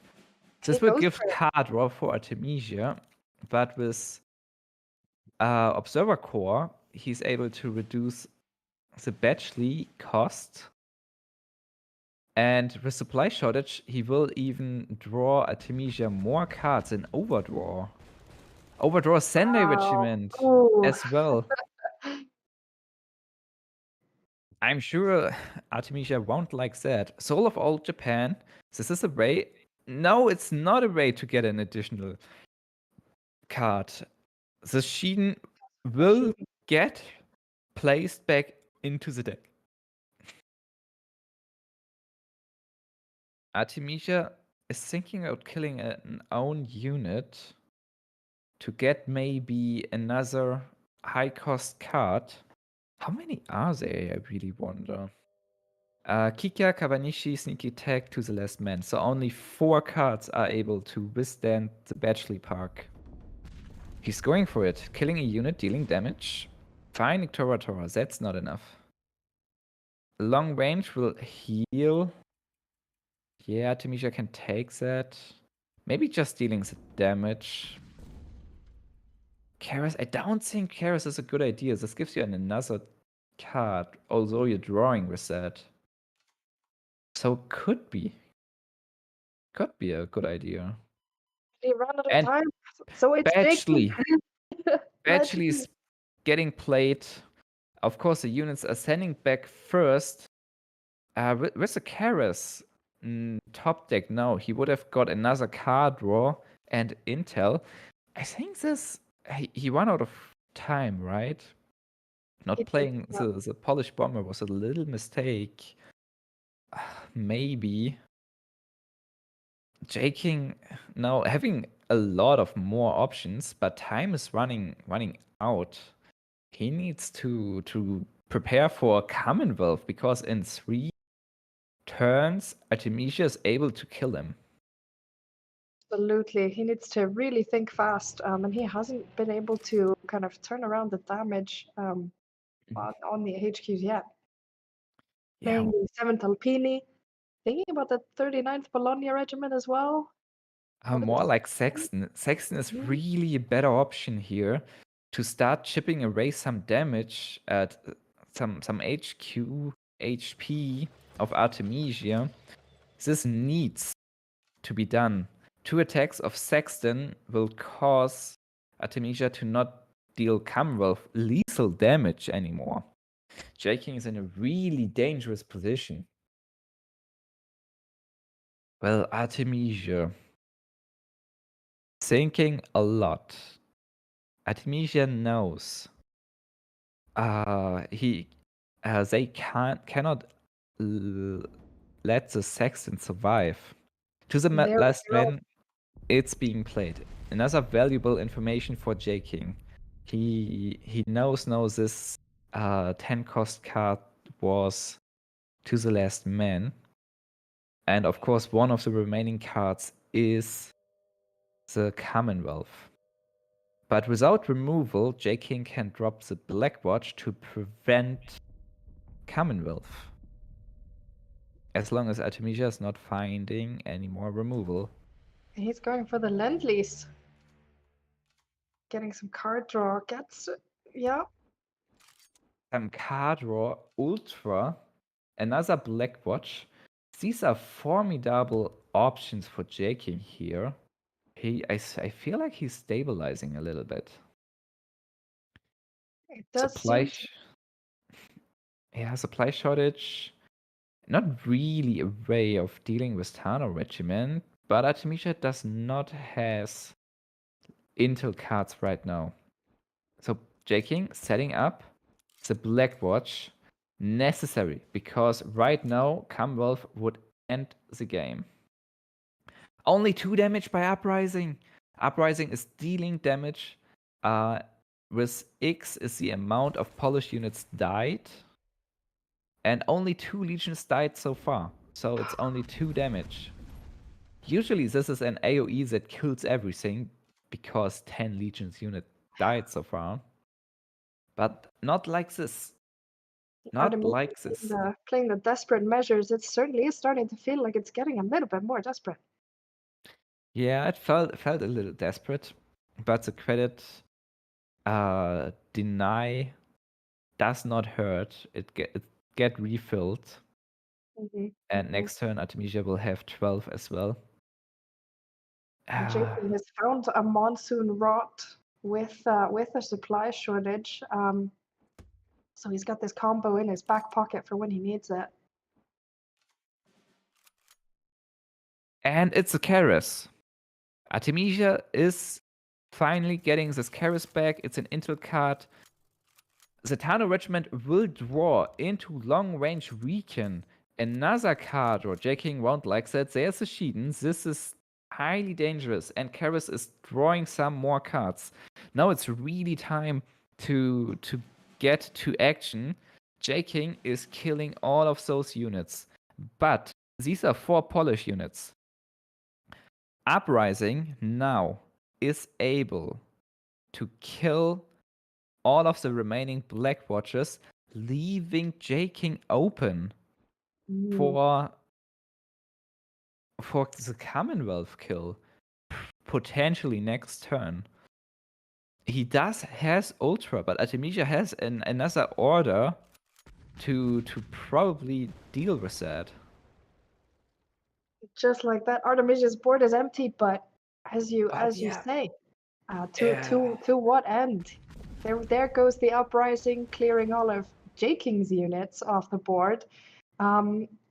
Looking at their HQs right now, I mean, Artemisia's had the chance to really turtle up. He's got a lot of HP on that HQ. Oh, look at that. Good luck. Have fun. J-King really needs some luck and finding something good here. And guard would help. Bologna Regiment. Look at that. J-King instantly picks it and plays it. He's not activating Ultra. Look at that mind game. Artemisia playing section 2 to trigger Ultra. Because Artemisia has intel on Ultra. He knows it is there. But not like this.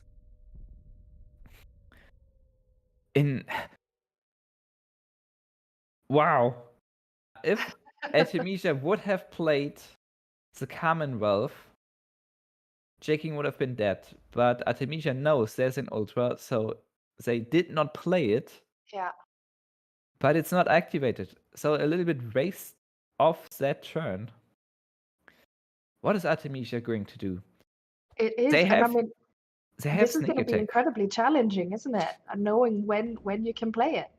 Yeah, goes but for the sneak there's a attack. solution. There's sneak attack, killing the last guard of J-King. J-King does not have a way to protect the HQ, and there is Shiden. You don't need to play Commonwealth into Ultra if Shiden is able to destroy your opponent's HQ.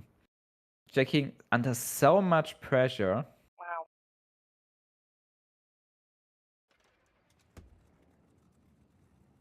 Wellington, Mare Nostrum, attack. This will heal him for 5 to 19. He kind of has to activate Ultra. Still not doing it. Artemisia is free to attack with Commonwealth, not doing it. Playing the Shiden instead with Mare Nostrum, killing the Wellington and attacking for 5. J-King down to 14. Still in Commonwealth range and not in a great position to deal with this Shiden. Of course, there's Lion for a day, being able to simply destroy it. Yeah, and finally, exactly. he's setting up Ultra. Artemisia will play last rites, caught by Ultra. Finally, Artemisia is able to play Commonwealth next turn. Happy with that, not playing anything. J-King, what are his options? What are his options? I mean, he has a handful of cards, but I don't see any way that he can. No, he doesn't see any way that he can turn this around either. He knows what's coming, and he surrenders. Artemisia 1, J-King 0 in this first semi-final matchup. Amazing. That copy of Commonwealth turned the match. It's 1 out of 20, I believe, out of 20 possible orders, but it had to be Commonwealth. Amazing. Just really, luck was on Artemisia's side there, but he did have to wait for it. He had to hold it in hand for quite a long time before the exact right moment appeared that he could, and so that he did play it into the Ultra. This is really, this shows you, why these guys are the best. Incredible patience. This game could have ended so much earlier, but both were so patient to play around Ultra, the Black Watches, and the Commonwealth, of course. Very, very impressive. J King 7 is bringing his the Brit Italy control deck again, and Artemisia bringing his Brit Poland. So again, we're seeing kind of a similar right control sort of matchup here. Yeah, another control matchup. Artemisia versus J King. Brit versus Brit. Only Italy and Poland are making the difference. Let's see which ally is having more impact on the battlefield. Will it be the legions, the small infantry guards, or maybe the powerful buffs of the Italy ally? Very interesting. Absolutely. Good luck. Very interesting. Have fun. The first emojis are being played. Artemisia's starting with a honey. Lovely little tank, giving you 1 HP every time you are drawing a card. Yeah. Very Jake, strong first play. very strong, definitely. And Jaking does not have a ton of options to deal with it. MI5 being played, taking away an option of Jaking, some card draw. But he has the turn 4 daylight bombing while going first. A little credit denial here and there, targeting the honey. Artemisia, they're going for the royal research this turn, setting up the late game. So far, very, very slow. J King, Observer Corps, possible target for Commonwealth or the Churchill. Very interesting options. It is. And it's Churchill. Churchill is very, very strong against those legions, setting everything back, sending back to hand, potential overdrawn. And awesome to be able to play it at such an early stage as well. Agency Africa. This will copy one known card. The first one is supply shortage, but the second one is the Churchill. So he's hoping, please not Commonwealth again, because this one is known, but it's not this time. However, Churchill is very, very strong and was a good copy as well. So, J King, a lot of options. The Churchill would kill the honey because there's no space available in the hand of Artemisia. Blackwatch will slow down orders being played. It's a Churchill. Honey's gone. Sexton also gone. That was an hurtful overdraw by Artemisia. But air power, Artemisia just has the perfect answer, killing the Churchill with 3 credits. J King not very happy with that. Of course not. Absolutely not. He's not celebrating at all. A very quick answer to that from Artemisia. And J King is thinking about putting that black watch, getting that guard up on his HQ. Yeah, Blackwatch just getting sent back by the rough lightning. Good target here to remove something. Artemisia's hand is really full. And if your hand is too full, you don't have a lot of options either, because you don't want to overdraw and need to play around that as well. J King, however, activating Ultra and redeploying the Black Watch, again increasing the probation costs. This one got changed. It's only increasing as long as it stands on the field. So sending this back does not hurt that much anymore.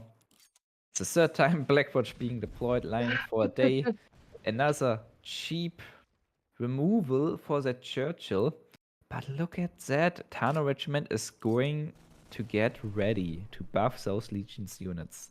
And J-King, well, he has options to deal with it. Supply shortage and Manson route. Activating that ultra quickly and thinking about putting down the Bologna Regiment as well. Yeah. Lochner Regiment coming in.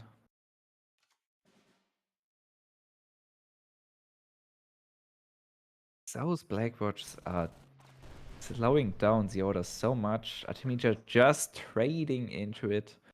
J-King's Blackwatch is done. Tano Regiment going to be deployed. And there's this one credit card. Is this? No, it's not Marinostrum. Is this one orb card? Yes, orb Is or zeal. Getting countered by Ultra.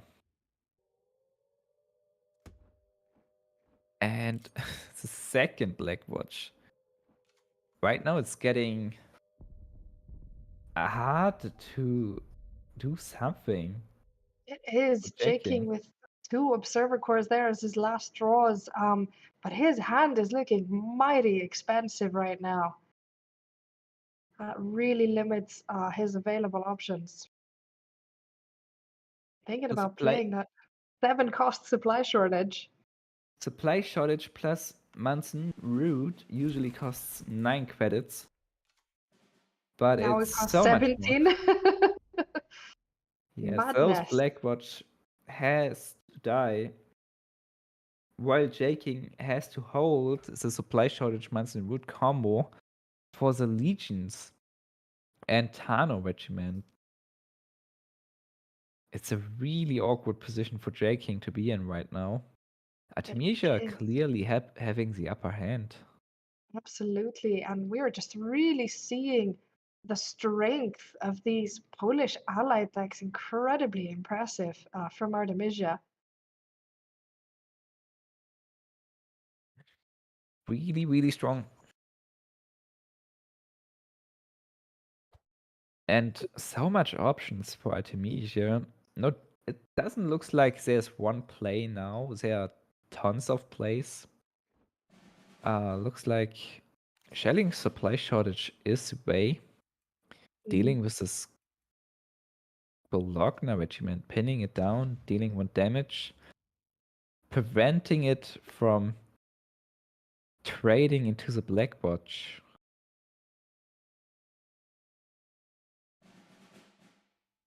So J-King just playing Monsoon route. This will deal with the Blackwatch. J-King now finally able to play orders again. I'm sure that feels like a huge relief to look at J-King's hand and feel like you can really do something now.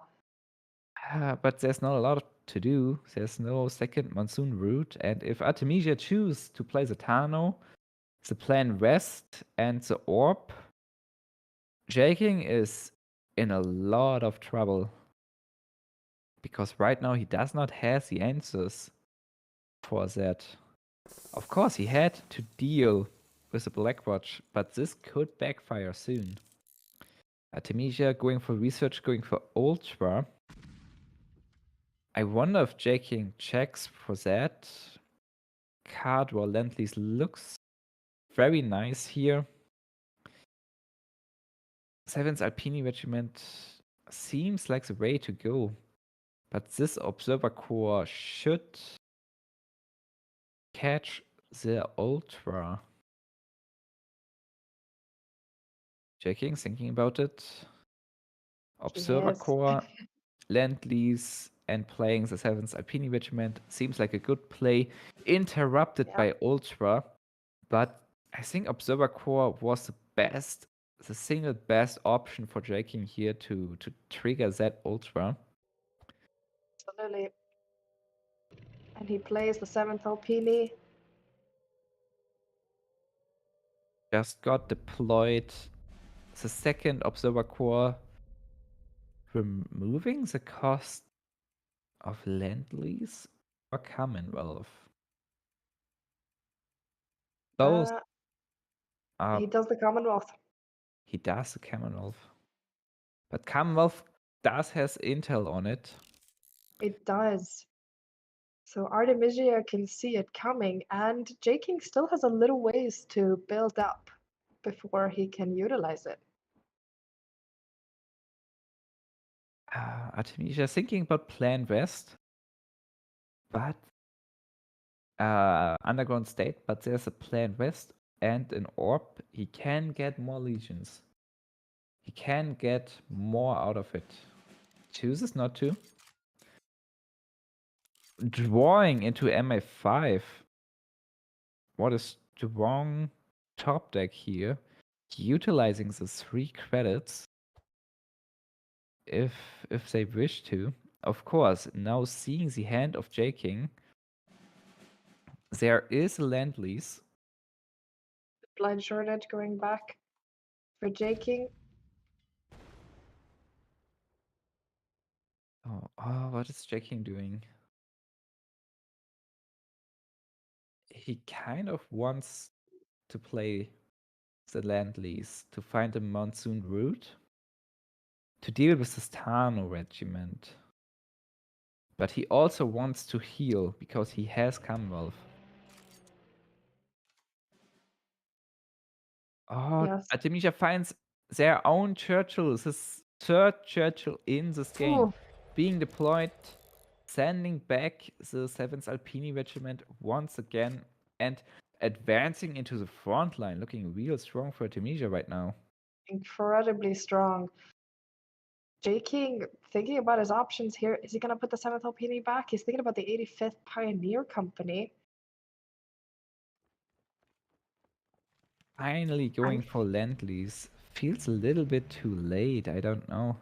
There might be, and I'm not sure that he got exactly what he wanted out of that. No Blackwood, monsoon route. Illustrious, no monsoon route. No Monty.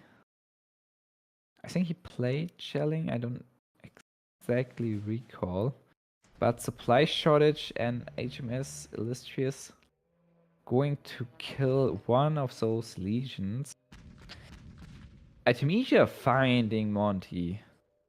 Top decks are real. Wow. Incredibly lucky draws here from Artemisia, and J King's position just looking like, you know, it's hanging on by a thread here. He is going to have a really tough time building up if he wants to use that Commonwealth. It's so much damage. Absolutely. And the More Oshkosh card Escalator draw. there. 14 damage. J King prepared so long this Commonwealth play. But he's down to 7. Doesn't look like it's going to happen for him here. Artemisia playing the Monty here towards the end, pinning all of J King's 3 units here. J King's options looking extremely limited, and he really needs something to do here if he wants to keep going. He's highlighting. Looking at the Mare Nostrum here, he's only got a couple of units that he can hope to do much with, and is it gonna be enough? Well, he's Think just so. using it for the card draw. He needs some monsoon route. No monsoon route. It's just not coming up. 2 No supply Monty. shortages, Lion for a day, Wellington. These are not the options that J King wants. Oh man. These are terrible options for J King. Lion for a day is able to kill 1 unit. And the clock is starting to run out for J King. He might run out of time before he's able to come up with a plan here. Oh no. That's not. Technically not dead. Technically not dead, yeah. Technically not dead. That's a great assessment of the current situation. But for But how that's it. long? That is GG. it. Artemisia 2, J King 0. Artemisia taking out the reigning world champion with his Poland ally decks. That was incredibly thrilling couple of matchups that we saw there, with some, as we put it earlier, these kind of control matchups that really, was unclear at certain points. But I'm incredibly impressed with Artemisia's plays here and these decks. Artemisia really putting up a statement, winning in a control matchup versus the current world champion. Amazing plays by both of those players.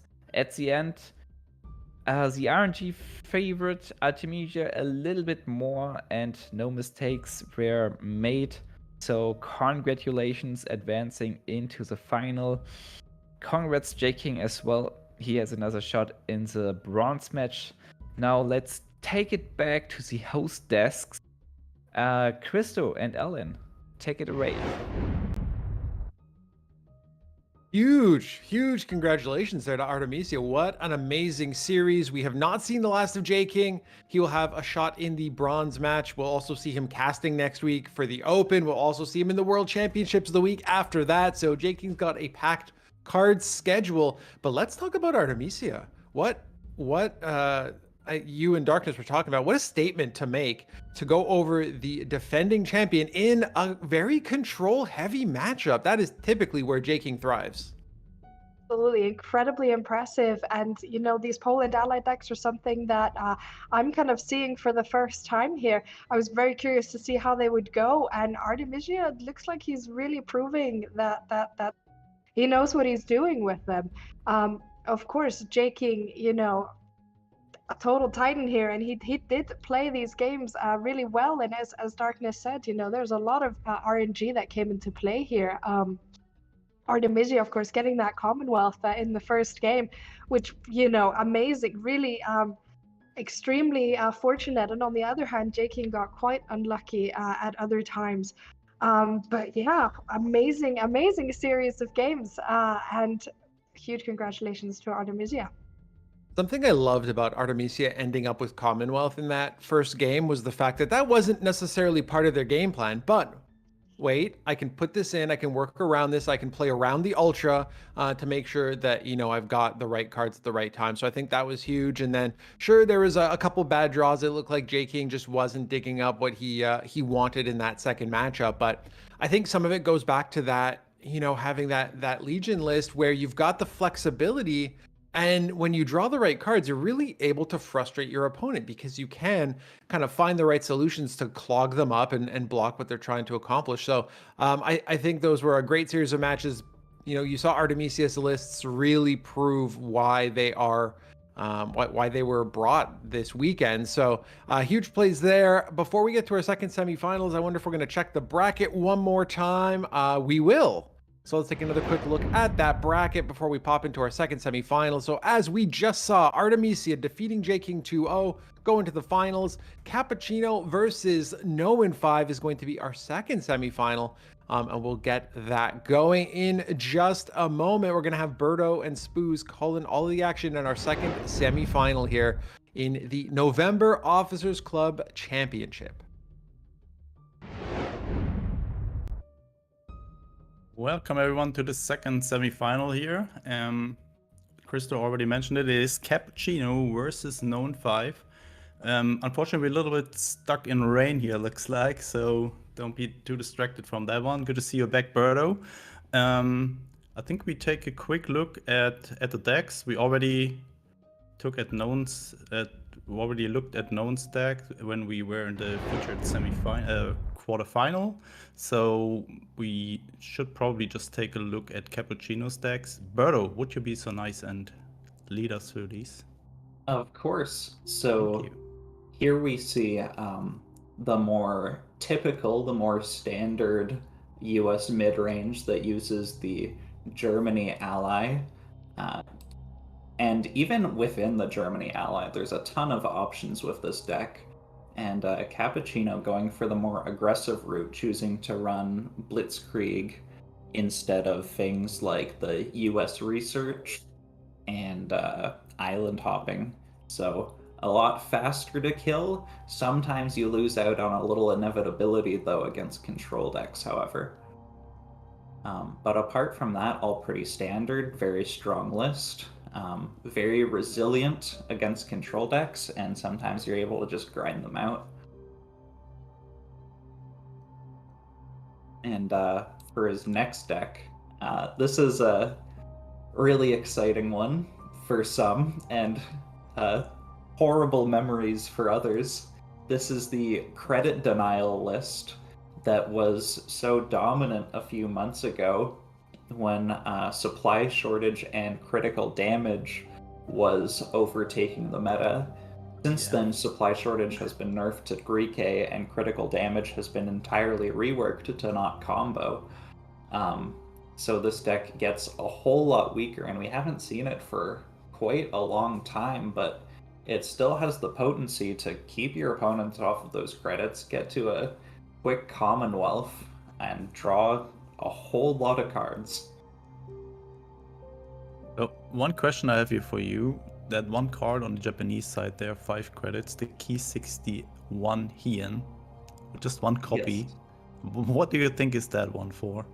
So the reason why some players run this card in this list is because you're really dependent on Commonwealth being your win condition. You don't really have anything else. And you don't want somebody to play one card to heal, and then you just can't kill them. Because you played your Commonwealth, you used your 20 damage, and now they're at 3 health, and you just can't finish out the game. So that's why cards like Hien and the Lancaster Bomber are included in this deck. Yeah, that makes a lot of sense. Like one we can do it can basically just not win you the game. Yeah, and you have a little bit of burn with daylight bombing and that sort of thing, but it can be hard to count on because sometimes you need to use it to remove units and that sort of thing. Yeah, makes sense.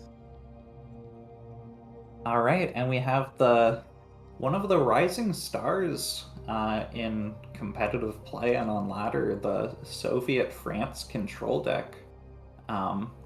Sort of a hybrid between a control deck and a mid-range deck with the potential to really get those early units snowballing with Rima and take over the game that way, or alternatively using some of the great Soviet control options like 272nd in the late game and ISU to clear the board. So an incredibly potent deck that really, it's hard to find a weak point to exploit in it. It just has strong options throughout every single stage of the game. And it can suffer a little bit of consistency because of how many things it's trying to do, but it feels good into so many matchups. Yeah, I really undervalued this deck. I think it was in the open qualifiers against Transpotting. I think this was my final match in all qualifiers. And I played against this, and yeah, it's just so annoying sometimes to play against this because it has a lot of different tools like the Liberations, it has a lot of healing, a lot of control stuff. It's really, as you mentioned, really hard to find a weak spot there or the right spot when you want to finish off your opponent because he's just having so much stuff to do and can just adjust his plan to your game plan. And yeah, it will be interesting to see this deck again. I think, what was it, Jaking versus you in the top 6 playouts or top 4 playouts when you played frontline into this deck and couldn't do anything because all your deployment effects got shut down? That was really frustrating to watch, honestly. Yeah, he had both the Petliakovs, which I was really hoping to not experience, but I knew it was a risk. Yeah, a card that can be really annoying when you only have deployment effects to deal with it. Yeah, and don't have any orders. It can be really frustrating. So let's take a look at the bans here. What are both players banning? Known deciding to ban the US frontline deck, and Known got no access to his combined arms deck. So does it make sense? So all right, very interesting. So we're going to see Brit US Air in action, maybe. We will get to see credit denial. Historically, credit denial has had some trouble into Jagro because denying credits off of Jagro often just doesn't do a whole lot. And if you're investing your first few turns into that and you're just getting hit by 1k units in the front line, then it's really hard to come back. But Supply Shortage is a really good card into the matchup, so it can go both ways. So much of it is just determined by the early draws, however. What do you think, matchup-wise? Who's having the advantage here? No one is having a lot of, or only 2 aggressive lists available, and Cappuccino with the Soviet deck has access to a list that has a lot of healing, a lot of guards, but also kind of struggles if he's not finding the Defend and Death with the early buffed Hammer. What do you think? Well, we don't have any Hummer decks here, right? Oh yeah, you're correct. Yeah, okay. Yeah, I'm stupid. It was. No, that's okay. I was just looking at Britain. Yeah, the Brit is the Brit Air, and Japan is the Japan-US aggro deck. Absolutely. Yes. Then that makes things a little bit more in favor of Cappuccino even, or does it not?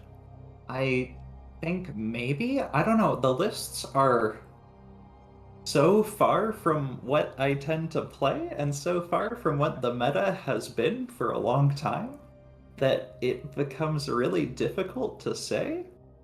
Like, Yeah, I mean, I I agree, yeah. I have experience with playing as and against the credit denial deck, but I have no idea how you play the credit denial deck against Soviet France. Like, they're just from 2 different time periods. Yeah, exactly. Like, we know exactly how Jagro versus self-damage kind of plays out. This is very equal, but yeah, I guess we'll find out how the matchups are. Known 5 starting with his Jagro, and Cappuccino choosing to go with Britain. Credit denial. And with an incredible hand against Jagro for Cappuccino here. Oh yeah, Observer Core into Daylight Bombing and double supply shortage in hand. Yeah. Pretty much just looking for draw after the start, which there is a lot of in Cappuccino's deck. No one also with kind of a good starting hand here. 15's Cavalry, he has a Unity of Strength. Yeah, Has it the can be expansion in hand. it can be hard to decide on what to hold on to when you have all these sort of like interlocking combo pieces that are so powerful but also require support. So I'm a little curious about this holding the Unity as strength. I suppose because no one's looking to get his units outside of supply shortage range really quickly. Especially as going second, right? You usually have a wider range of cards in your hand already, and you're That's not true. too much relying on. I think it's better to have units in hand. Like, as we saw now, Cappuccino did go first, Observer Core on the Daylight Bombing, and now your 15's Cavalry is just gone. But Yamagata might just save the day again here. Get the draw in, probably. 109s makes it a 3-3. Yeah, most likely. Ooh, Oh, even going lightning for the conquest to lightning deal with it right conquest. away. I like that. That makes a lot of sense. It knowing Cappuccino's hand, he didn't really need to rush that hard to kill it, but the Crusader is just such a scary and powerful card that I can never fault somebody for dealing with it immediately as soon as they can. Oh, really smart player from No One. He's just going for the 5th Rangers, attacking with the Yamagata, not playing any orders as long as Cappuccino's floating 5 credits. So he's really seeing the Ultra here and just keeps on chipping away. Yeah, and I'm sure he's looking at Cappuccino's deck as well and saying, I know you don't have any way to deal with my Yamagata right away, so I always have next turn to use my draw if I so choose. Going 99s on the Yamagata, maybe? Or you can also just trigger the Ultra with one expansion and play the other two if he chooses to. Or you can also do Unity of Strengths, but after he triggered the Ultra with expansion. So many options here. 99s. Deciding to pop Ultra here. Really expect. Can also drop I'd the kind one of drop. One I'd drop kind of and then like to play the see it Unity? hold. Yeah, that's what I'd like to see here. I think you can afford to hold the other expansion now that you've found the cavalry, for a guaranteed way to take the front line and be able to play the expansion next turn. I really don't think there's a rush to play it here. Edge of the Empire kind of useless at this stage of the game, but maybe. I mean, all these cheap units, there's definitely a chance that by turn 8 or 9 the hand from no one is empty. Looks like no one will get punished a little bit here by shelling. Clearing out a lot of these units and making that Unity strength quite a lot weaker. Raiding Brigade is a huge card to have here, though, to immediately deal with the honey. Yeah, the honey really has to die because Cappuccino also has redeployment in hand. Because it would be another +5. Yes. That 99s stops these 5th Rangers from dying next turn to the supply shortage. But there is And a now Sexton wing. Sexton doing a ton of work. There's only one unit in no one's front line, and he doesn't have a lot of ways to get things to the front line and attack because he's so dependent on infantry with his deck. He doesn't have any 35Ts or Whirlwinds. He already used his card that allows him to move up and attack with infantry in the same turn. Yeah, Lightning Conquest being played. I really think that no one is hoping back for that one. But that Sendai Regiment. Yeah, Sendai Regiment really good. Really huge here. And Wellington is not able to kill the 5th Rangers, but well, yes, it got is struck actually. by a supply. Well, yes, because supply shortage. Yeah. Okay. It will die at the end of a turn, yeah, or at the beginning of no one's turn. And yeah, nothing. 2 infantry units in the backline that are also going to die. It's only 5th Rangers. But he cannot deploy it and blitz them out as an 8-8. So I think he's just giving it a 4-4 and plays Edge of the Empire. I was thinking he would Unity his strength the 5th Rangers in the front line and hope that Cappuccino doesn't have a way to deal with that extra health. And then you can play Edge of the Empire next turn for its full value. Sure, but that also means he's only having one card to play next turn other than the Edge of Empire. That is true, yes. But I kind of agree with this line here. The 7/7 is pretty scary for Cappuccino. Yeah, there's not too many things in Cappuccino's deck that deals with this. We can see that he is able to deal with it with either Monty or Monsoon Rot. But of course, that is information that no one does not know. He's thinking, well, he's already used shelling. He only runs one copy of Monsoon Rot. So I think those might have been the only 2 cards. He's used Sexton already. So yeah, from no one's perspective, this was actually a fairly consistent play. Ooh. Not really what you want to top deck when you only have a US unit in the front line. Now here's a question.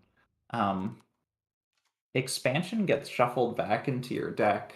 So do you ever consider playing expansion to get it out of your deck and thin it a little bit for more aggressive cards? Oh, that's a good question. I mean, you draw 3 cards. If one of them is a blitz card that gets you back to the front line. Yeah, I think no one went for the right play. I mean, he's not having. What is he having left? Bicycle Regiment and 115th Cavalry that has blitz to the front line. Like Yamagata is not really having blitz when you have the expansion left in hand. It's difficult. I mean, I think you want to have the additional draw of the expansion. Yeah, he does have the Yokosuka, is it called? Yes, Yokosuka, Yokosuka, yes. which is also another blitz to get to the front line to trigger expansion. Honestly, I have to say, I'm really impressed how Elin is just knowing all the cards by their exact name. I think I have an idea how he's doing it, but I was really impressed for a few minutes there. I was thinking, wow, how is he knowing that it's 85th Pioneer Company? What is going on? Yeah, good work there. Get a Sexton back, and oh man, Wellington, two units that don't receive damage back when they deal damage, and it's not looking that great here for Nolan. No one Yeah, needs very bombing hard. rate, maybe. Very hard to get that extra little distance when you are completely reliant on infantry. You might be able to do a little more powerful things with the combos in the early game, but once you get onto the back foot, it becomes so much harder. Now that HQ is even guarded.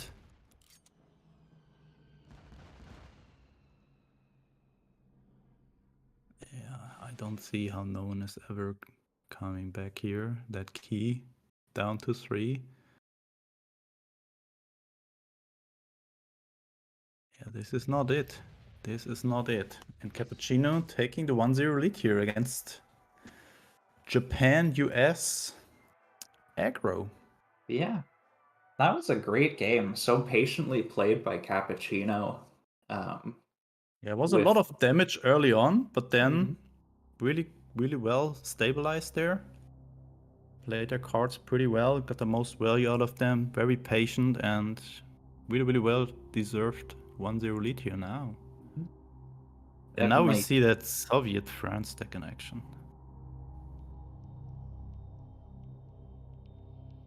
Sorry, go ahead. I'm always interrupting you. That's okay. It's hard to co-cast and get out your thoughts and leave space for somebody else to talk. So no one sticks Okay. with the Japan deck. Yes. Saying, I know this is a good deck. I can get this win. But look at Cappuccino's hand. Double Bryansk, T60, a handful of guards. And no one has only access to 2 Sendai regiments. The rest has to be done by units there, attacking into this. Lots of draw, though, and lots of units. Probably no one's best hope is that he can really flood the board, get a nice big unity as strength on one of these guys, and then hopefully Cappuccino's too far behind by that point to Interesting to see come back. 34s in play again. Yeah. I mean, it's a very powerful card.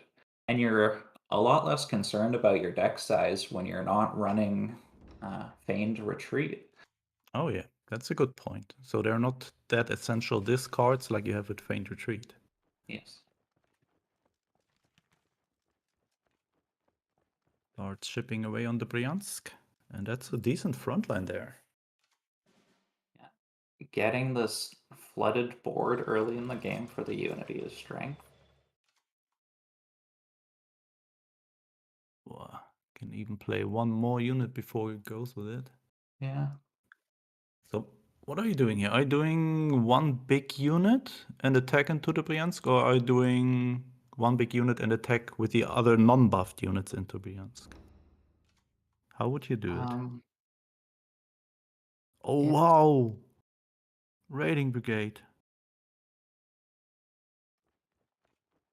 It's a very difficult decision, I think. Yeah. Could even consider hitting T80.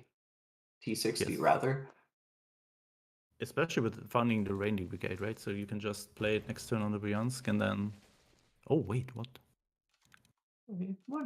He's killing with the Desperate Measures next turn, even better. Yeah.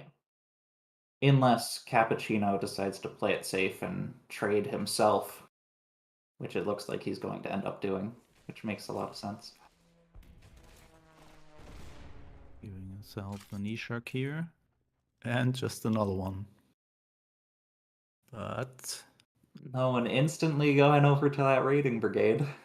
And also followed up by a Type 93, so this could be a lot of damage there into Cappuccino's face.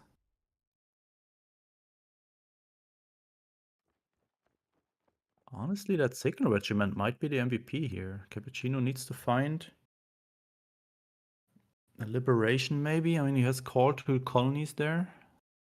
Yeah, he has healing, but how does he clear this board in time? He's able to play Winter Offensive by turn 8 if he finds it. But by that point, you've probably just taken too much damage and are too far behind.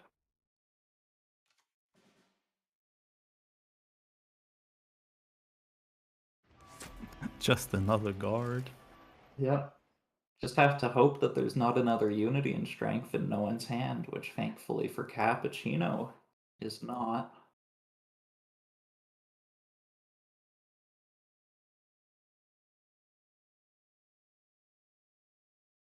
And this But- heavy armor one on that sky on that armored train there is really hurting.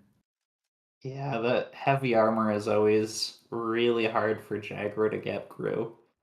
Luckily for them, there's not too many guards with heavy armor, but there are a few, and they're always really annoying to deal with. Look at this Yokosuka there. 6-3. Unfortunately, even with 2 more attacks, this tank is still on the board there. Needs 1 more damage.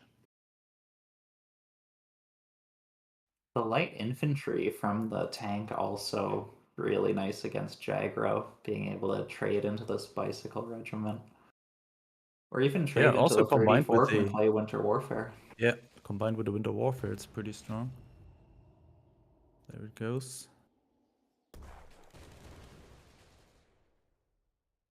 Cappuccino down to 7. Excuse me, up to 15. Yeah, it's really annoying. I can imagine to play into this as a Jaguar player. First of all the guards, and then there's just call to colonies, liberation. Your opponent's just dealing up for so much, and then you have to start all over again.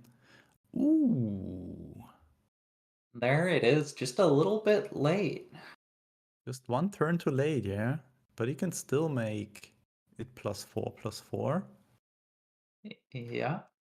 Well, Oh. or you can not play the 5th Rangers so that you're able to attack with it. Get rid of that train, and send 8 damage to face. Yeah, I somehow thought that Yokosuka has 0 op cost, but that was just when that card was introduced and was slightly OP. But yeah, Oh. he has to choose now. Give it +3/+3 or +4/+4, but not attack. I think I would prefer first variant there. It's so hard to say. I think it's really, really close. Yeah, I mean, okay. The good point is that even if Cappuccino is having defend in depth now, it's only 2 damage, but that Partisans was. Yeah, that's like the perfect draw there. Although, Yeah. well, not quite perfect. I think Cappuccino runs 1 copy of Confusion. Let me just check that to make sure. But let's be honest, this is close to perfect. Like, you can get rid of the 5th Rangers. Yes, yeah. Cappuccino does run 1 copy of Confusion, so you can't call it perfect, but it's pretty close. Oh, he did not want to give him the Yokosuka back. That makes sense to me. Deciding to just lose a little bit value on his side just to get all units destroyed there from Noin. Oh, that is a good answer against a single regiment. That comes just in time. When Cappuccino 1 credit short of killing the key this turn, with double trade in the front line and T34 to the back line. And attack into the key. I think that's what he was counting there. Yep. Yeah, I think there's no way to kill the key this turn. I can think of one. If you heroes into Naval Brigade, you can trade Eshak and then Naval Brigade, but he does not find Naval Brigade. Just found another armored train. Also not too bad. I think no one just lost one Sendai, as if I remember correctly, to the discard effect from 34s. But still found the other one. Just when we spoke about it. And 2 copies of Edge of the Empire in hand. Definitely not what you want to see.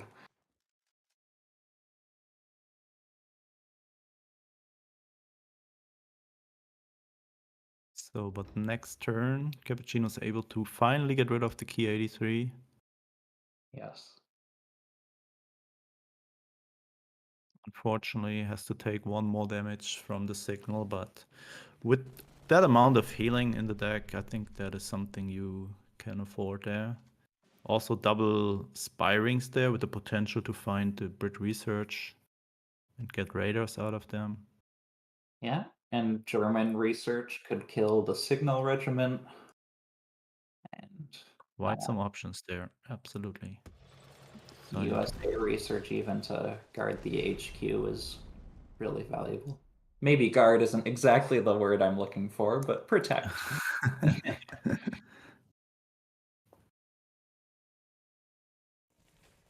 USA is not allowed to run guards. It is forbidden. Yeah, even Germany has an okay guard now, but US, no, it's not allowed. They have everything else, they don't need guards. That is true. When you're if you can control the front line, you're definitely a lot less dependent on guards. Because controlling the front line is also another form of protection. Yeah. Not against air and artillery, but I kind of agree. So knowing that both Sendai regiments are out now, I think this 272nd is a pretty big problem here for no one, isn't it?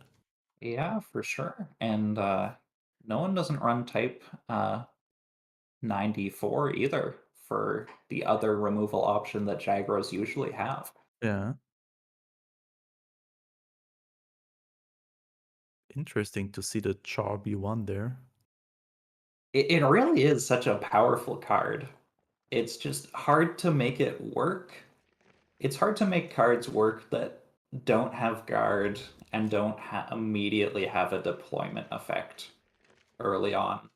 Is it still having heavy armor too? Since they changed it? I believe so, yes. The ones Yeah, this is heavy in the armor front line. too. Yeah, it's so incredibly hard to deal with.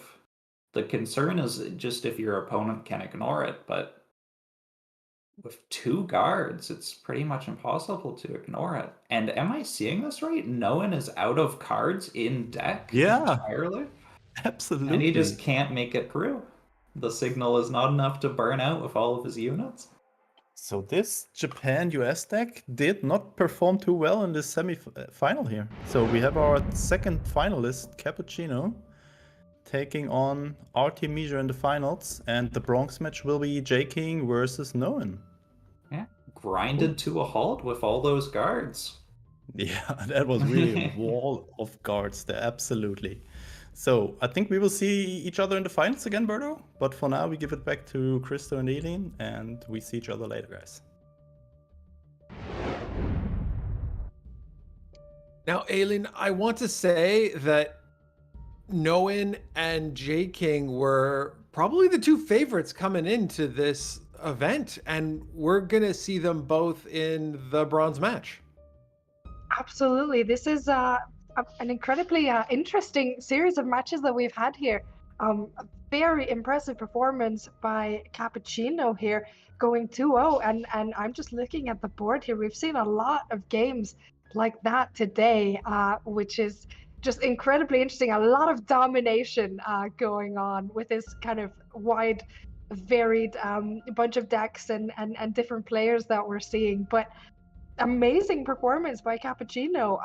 Very curious to see how they fare against Artemisia's Poland ally decks in the finals.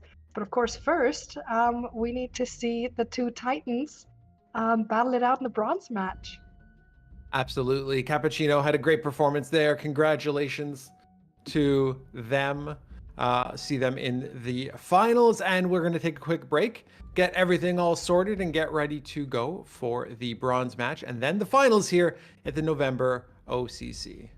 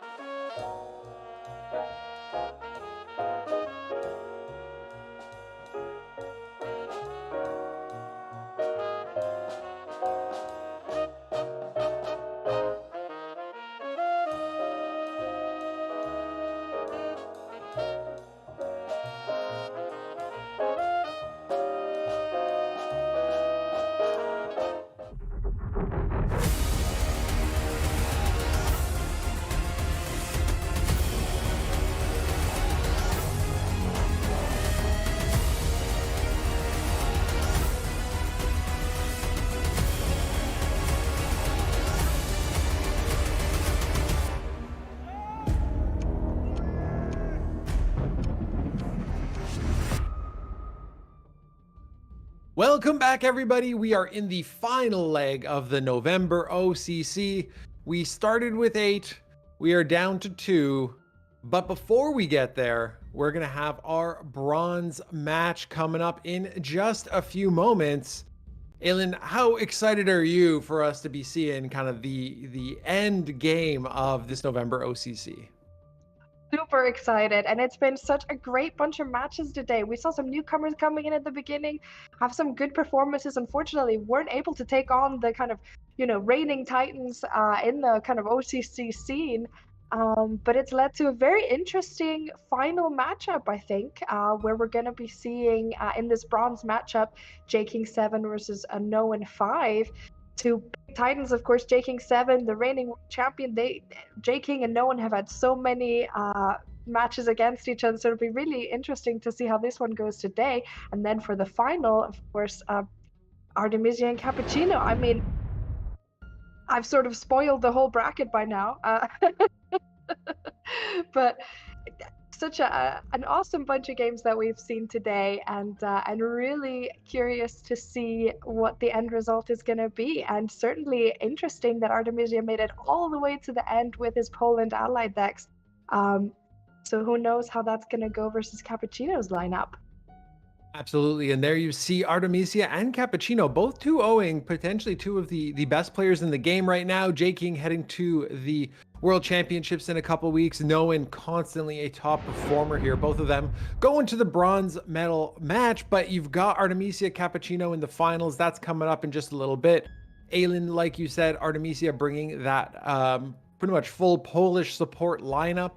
And then, Cappuccino playing some really interesting lists as well, and did a phenomenal job taking on Noen and Noen's kind of aggressive lineup that they had played in the semifinals. So we're going to kick it back over to you as you're pulling double duty for one last time with Darkness to cast this bronze match.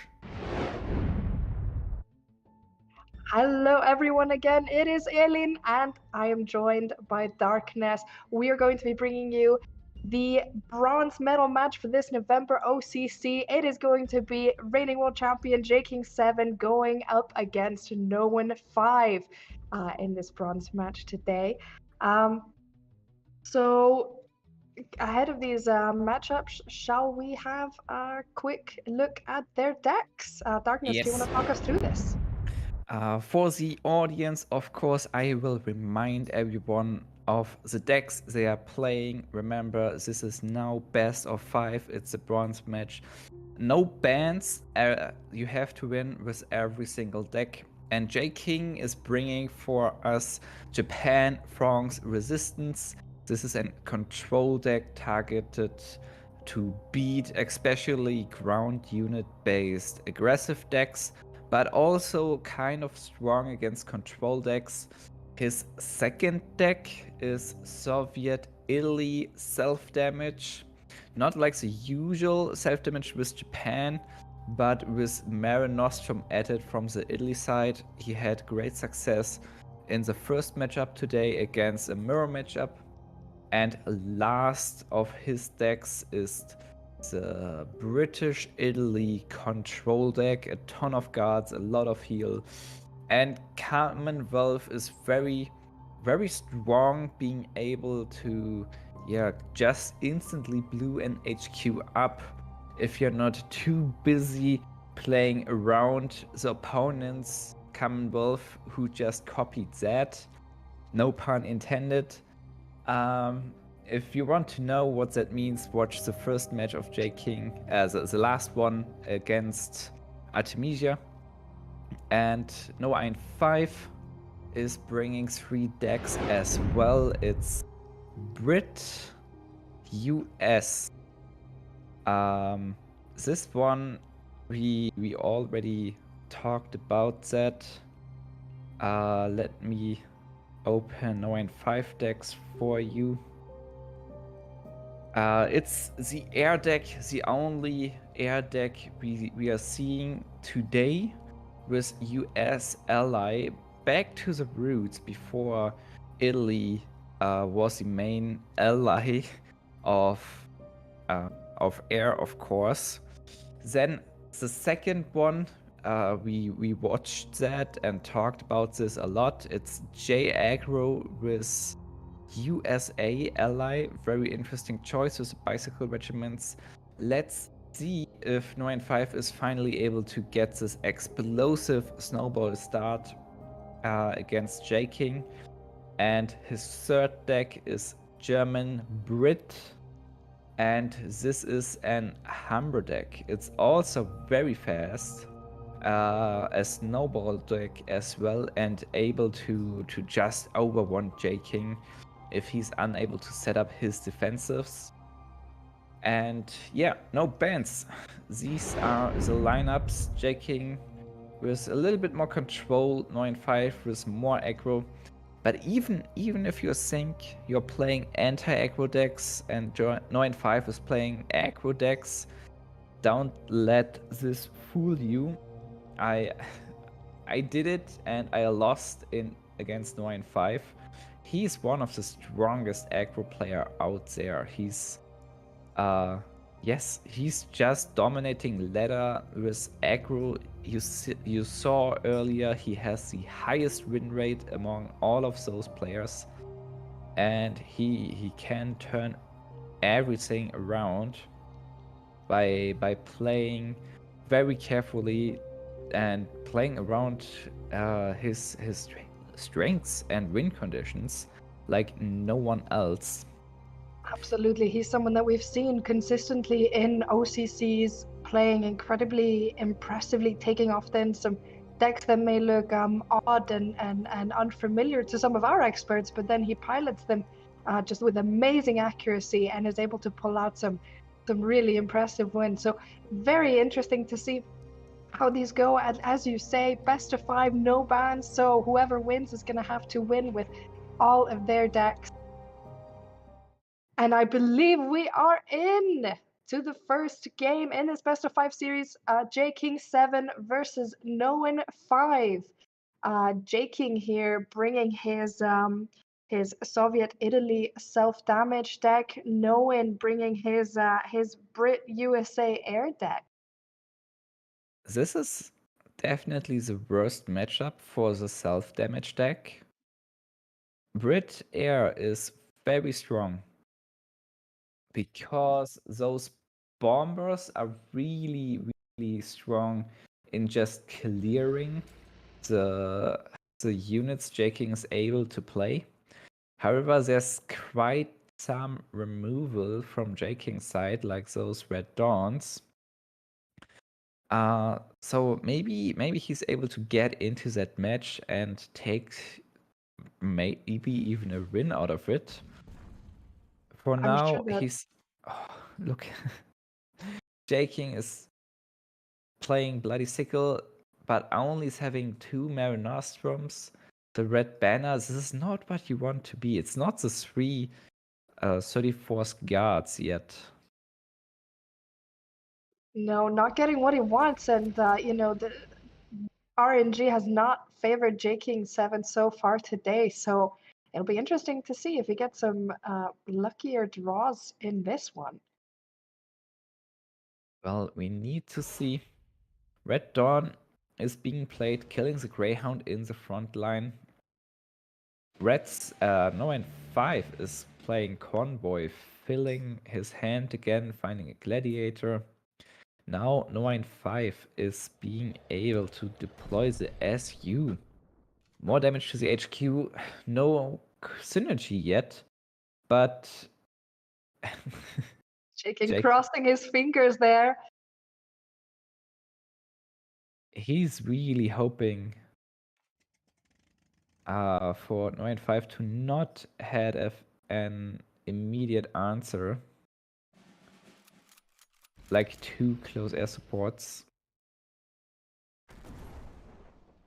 But it's not enough. No, and going for a little bit of damage to face there. J King playing or hovering Thinking over about... Marinostrum. Yeah.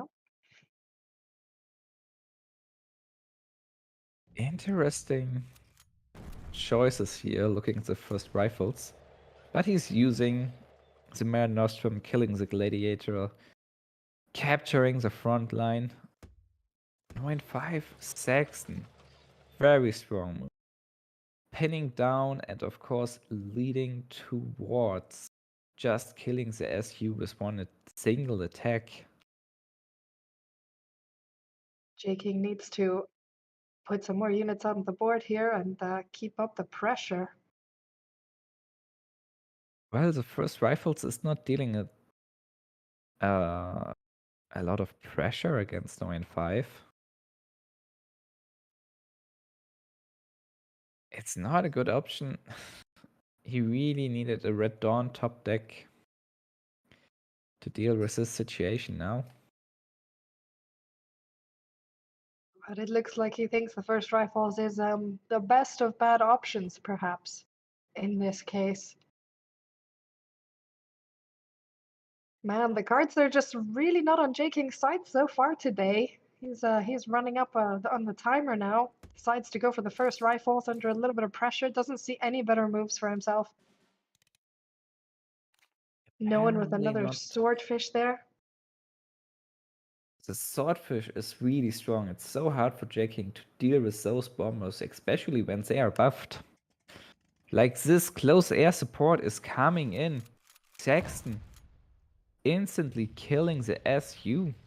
And Oof. 9-5 is having a very strong support line.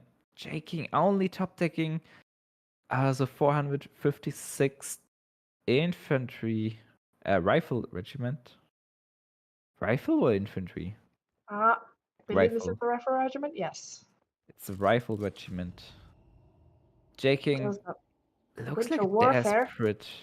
looks like a desperate move. Playing winter warfare on those. Doesn't lead to a lot of results there. But it does turn them into guards and potentially opens up more moves. That's true. However, 9-5 is able to kill the first rifles and playing Monty onto 3 units. Or Monty first and pinning the first rifle in the front line. J-King very unhappy with that.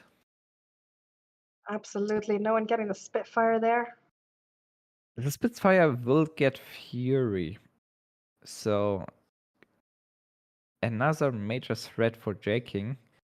But I'm expecting 9-5 to attack with Saxon. And yeah, I like that. Even buffering bomber this to the- guard and then killing it with Saxon, he plays with his opponent. It feels like it. It does. Things are looking quite rough for J-King over there.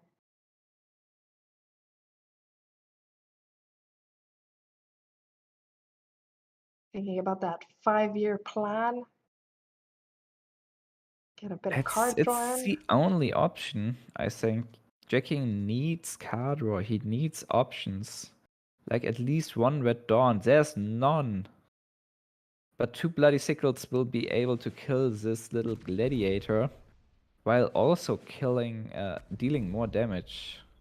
Well, enough damage to deploy the 34th guards, but it's getting super close. And with Empire Strikes, 9-5 is doing it. It's exactly 8 Oh damage. man. Oh And man. That 9-5 5 went so quickly. leading this this series against J-King, and J-King just adding a little bit of sugar to his bloodstream by quickly biting into the banana.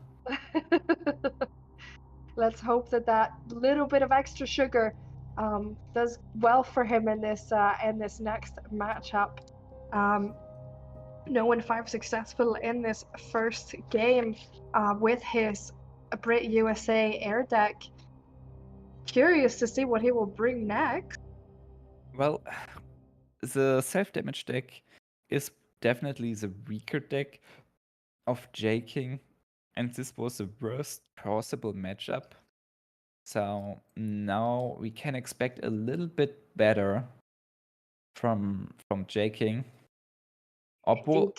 It really depends on the snowball capability from 9-5 here. Humber can still overrun the famous British fortifications. Maybe because the Humber is a British unit. J King, of course, choosing to bring here his Brit-Italy control deck, which we were able to see earlier, and Noen 5 bringing his German-Brit bind arms. So far, finally, the start looks fine for J King. As you can see, he has Monty to pin, supply shortage to kill unit, even daylight bombing to deny some credits and deal damage. And the Lion for a day being able to kill a highly buffed Humber, this little tank. However, 9-5 has a ton of options here. Maybe deploying the Greif, the Jäger Regiment, Panzer 35, Panzer 2A, of course, I mean, and preparing for the Blitzkrieg. Maybe Greif and Panzer 2A looks good. It's 3 damage, bringing 2 tanks into the front line and preparing for Blitzkrieg +9. But of course, he needs to think about supply shortage, and J King already has 2 of those. It is a Greif movement, 3 damage delivered, even deploying the 5th parachute. Wow. Throwing a lot of stuff there out on the board, Noen 5, and already taking some shots at J King's headquarters there. Yeah, J King has no other option but playing supply shortage. Greif is getting killed, but the mobilized unit will get buffed first. This is not random. Mobilize always applies first. So it's 2-2 and then damage 1. So this will survive 1 turn. However, next turn this will be still dead. No matter what 9-5 will do. So I'm expecting the Blitzkrieg. Yeah, this will be 12 damage. Wow. J King down to 5. Noen 5 really just running out the gate here and hitting hard at J King's headquarters. J King playing Monty, getting a big pin out there. He's found a Monsoon Rod and a Blackwatch. The Blackwatch is more important though. And Bologna Regiment and Guard is very nice to have. 9-5 drawing here. I think combined arms looks definitely the best to break through this Guard. However, I'm expecting J King to deploy that Blackwatch. Maybe supply shortage, daylight bombing onto the mobilized unit to prevent more buffs from the mobilization effect. 22nd Infantry top deck. He's deploying it, but needs to get into the front line as well. It's a Panzer 3H, of course, and another Humber deployed and top decked from the 22nd Infantry Regiment. J King playing supply shortage, attacking into the tank, killing 3 units. Making it not easy for 9-5. What is he going to do now? Jäger Regiment, combined arms will be able to break through the Bologna Regiment, but this will cost the Humber. It's already turn 6 and 9-5 is slowly running out of steam. He is really got very quickly out of the gate, but now his options are thinning out and potentially opening up the door for J King. Definitely. J King's position, although down to 5 HP, right now looking quite good. Look at that.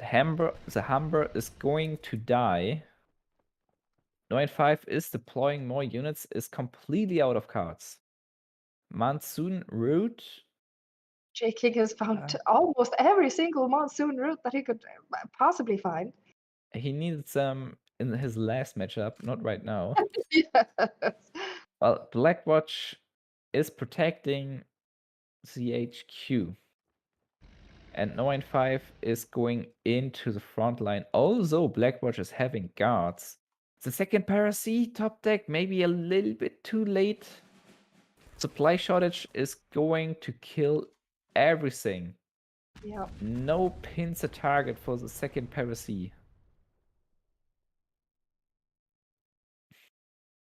Very strong play here from J King. Finding Commonwealth not really useful. Is 9-5 running Enigma? Let me check that. J King is gonna go for Nope. the drop of the Lend-Lease.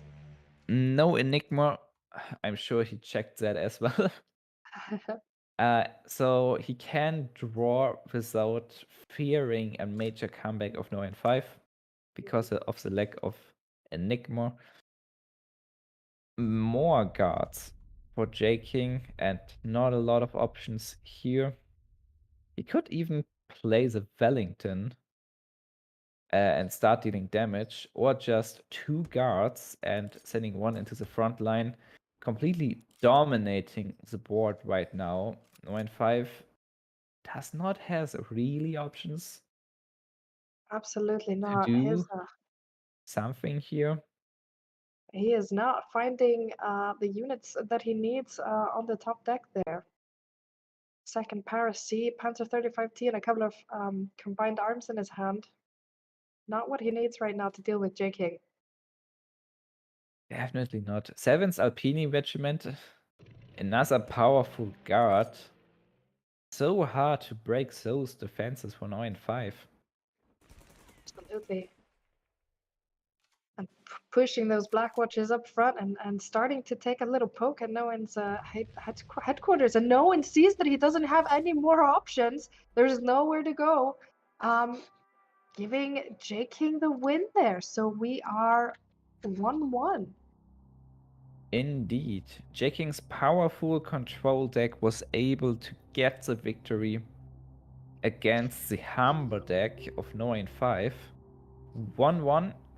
J King still has resistance, what should be definitely strong against 9-5. But of course, the self-damage deck is very, very hard for J King. Maybe not that hard. I think it's relatively even. Maybe even favored into the Humber deck because of all of that removal, Bloody Sickle, Winter Warfare. 9-5 really wants to deploy a lot of units early on, and J King just killing them while reducing the deployment cost of the 34th guards. This looks like a very good matchup for J King, actually. It does. J King already decided his mulligan. 9-5 still thinking about it. He is. Still He's really thinking. taking his time here. He's thinking about getting rid of most of his cards. And there he goes. Is he going for it? Deploying the Greif? It's a risky move against J King's deck.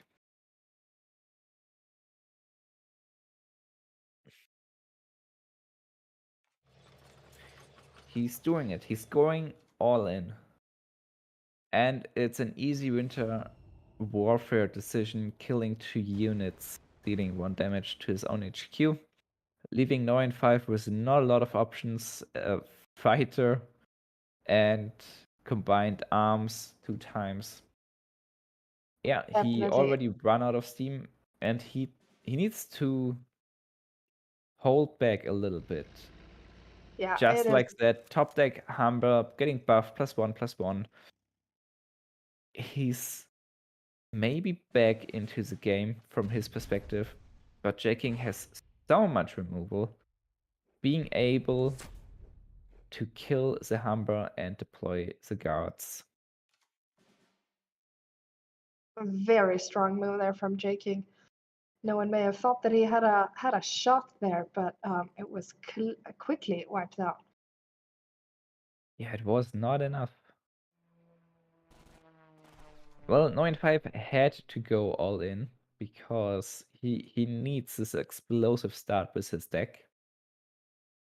But J-King's just had the answers. He did, and it doesn't look like it's showing up for no one so far. Petliakov being deployed, interrupting deployment effects, like from the Panzer 35T. Does it matter?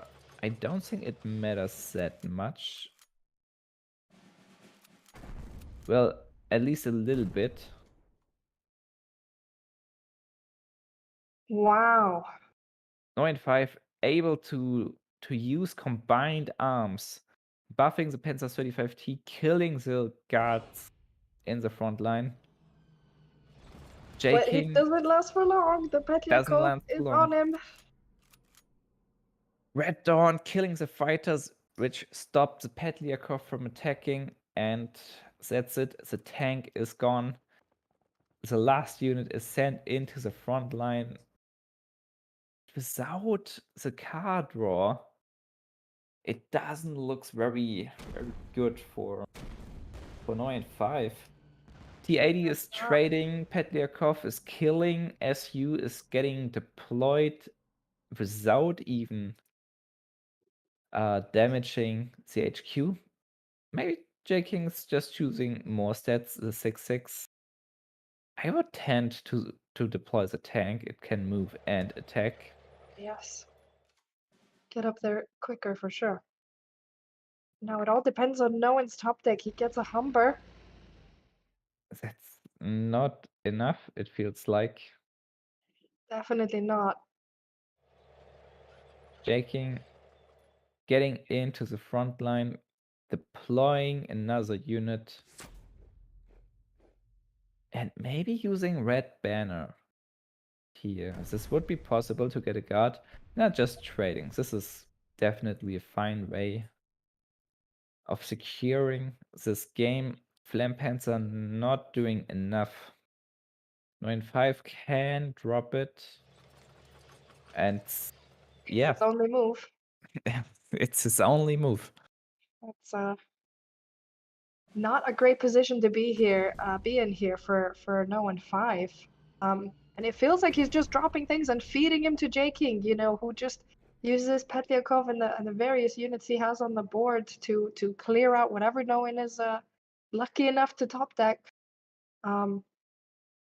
Thinking about using his Red Banner now. Red Banner turns it into an even more scary unit. 272nd guard. Wow. GG. No one knows that there's no more options there. J-King with another win against no one 5. 2-1.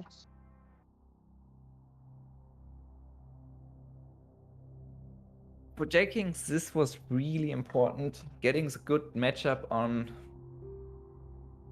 the self-damage deck. Now he has 2 possibilities to win with Japan, France, Resistance. And 9-5 is bringing back the German deck. He is determined to show that this German deck can do what he intended for it. Perhaps he's just been unlucky these last couple of times. I suppose we'll find out. We will find out. 9-5 is starting with a lot of units. There are 2. Is it 5th Parachute Brigade? Yes, it is. Remembered this correctly. With 0 deployment cost, this is a very strong turn 1. I mean, who plays 3 units turn 1? It's extremely strong, and I'm guessing that this is more like the turn that he's been hoping for. And the Jäger Regiment turn 2 combined Wow. with combined arms +2/+2. Extremely strong with that Fury. Takes 2 shots at J King's headquarter. 6 King. damage into J King. J King having naval operation, being able to pin the Humber in the front, killing the Jäger Regiment and removing the mobilization effect from the first parachutes in the back line. However, Definitely 9-5 the right move. is able to deploy another Humber, removing a unit from his deck. It's a Henschel. Not very lovely. Well, he's just flooding this board. This is how you play the Humber deck. Just flooding the board. J King is top decking a third naval operation.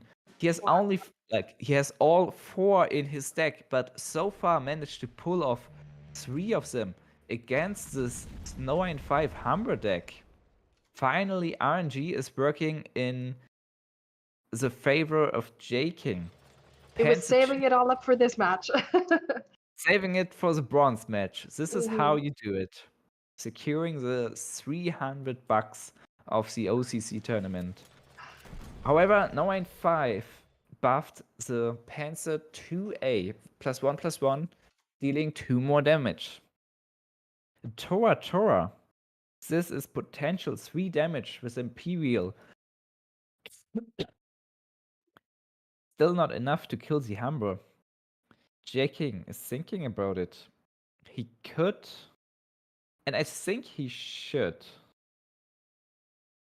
play the 3 cards here, Tora, Naval Operation, and Imperial Decree, to remove the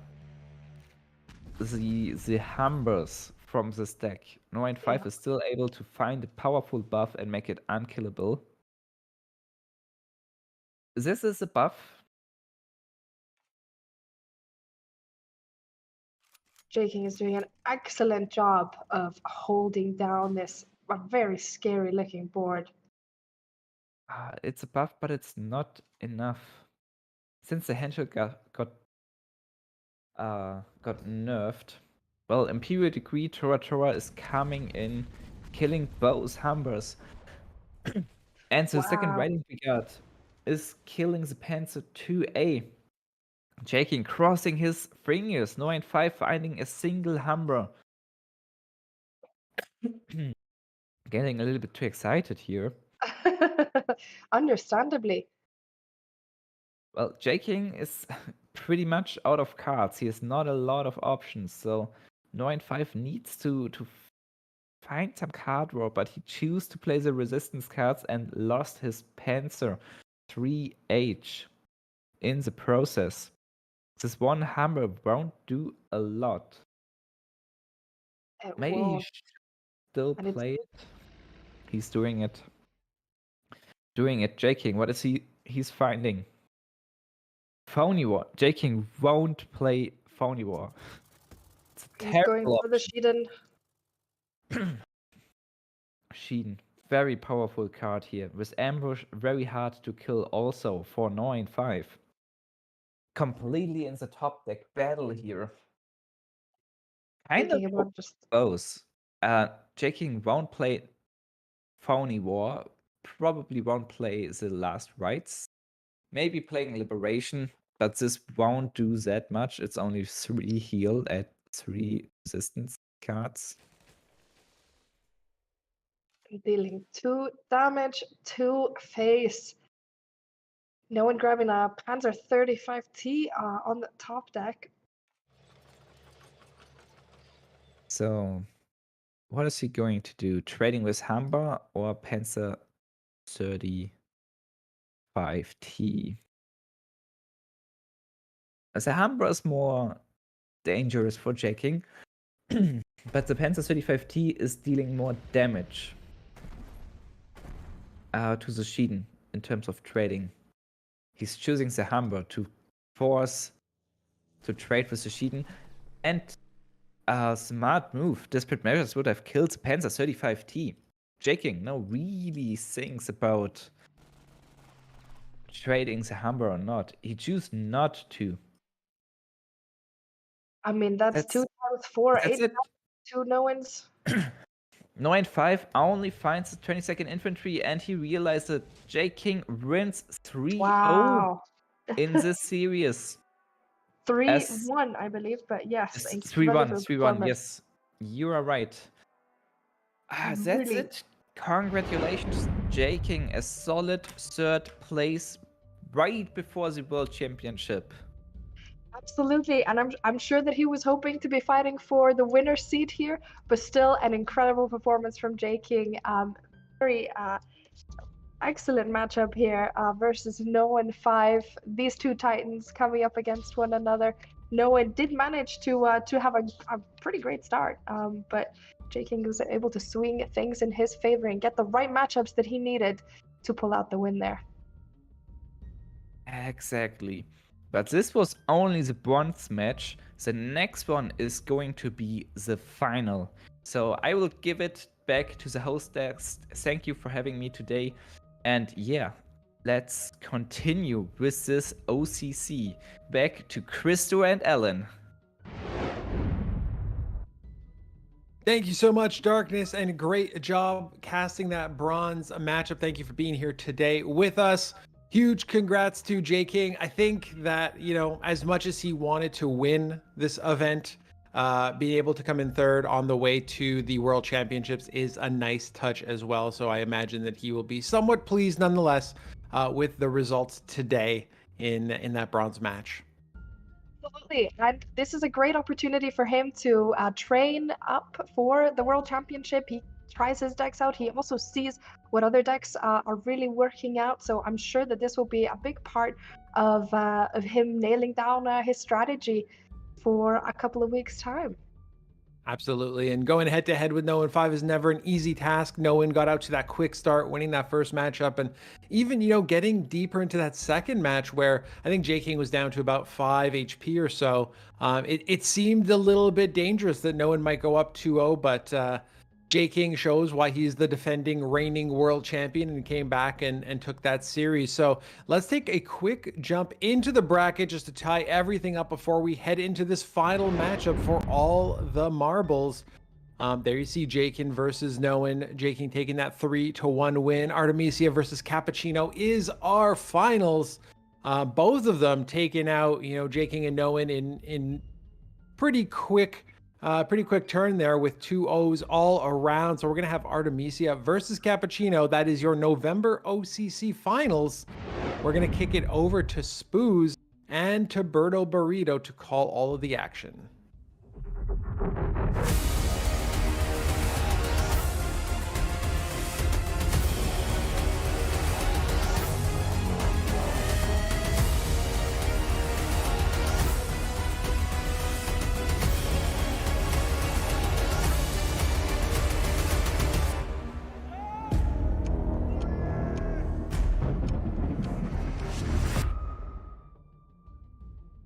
Hello everyone, welcome back. Mr. Berto Burrito and myself are here to present you the finals of November OCC. It is Cappuccino versus Artemisia. I think both fought through a really hard grid of players today. Like Cappuccino defeating Tang and Noah 5, and Artemisia beating TurboCat and J King in the semifinals. So I think both players completely deserve to be here. And before we start with the matches, Berto, might you lead us through the decks shortly again? Sure thing. And I will say that it's never an easy way to the finals of an OCC. Yeah, absolutely. I mean, even in round 1, right? There's no easy win there, no bye. It's just all stacked with really good players. Yeah. So here again we have Cappuccino's US-German frontline list.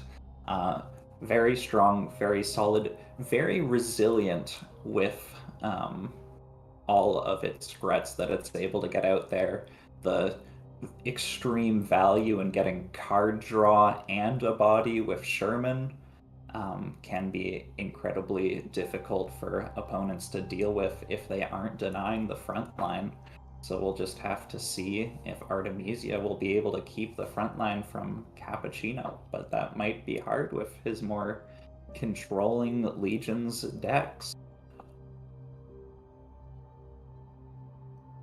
And here, of course, we have everyone's favorite, the most interactive deck ever made, Credit Denial.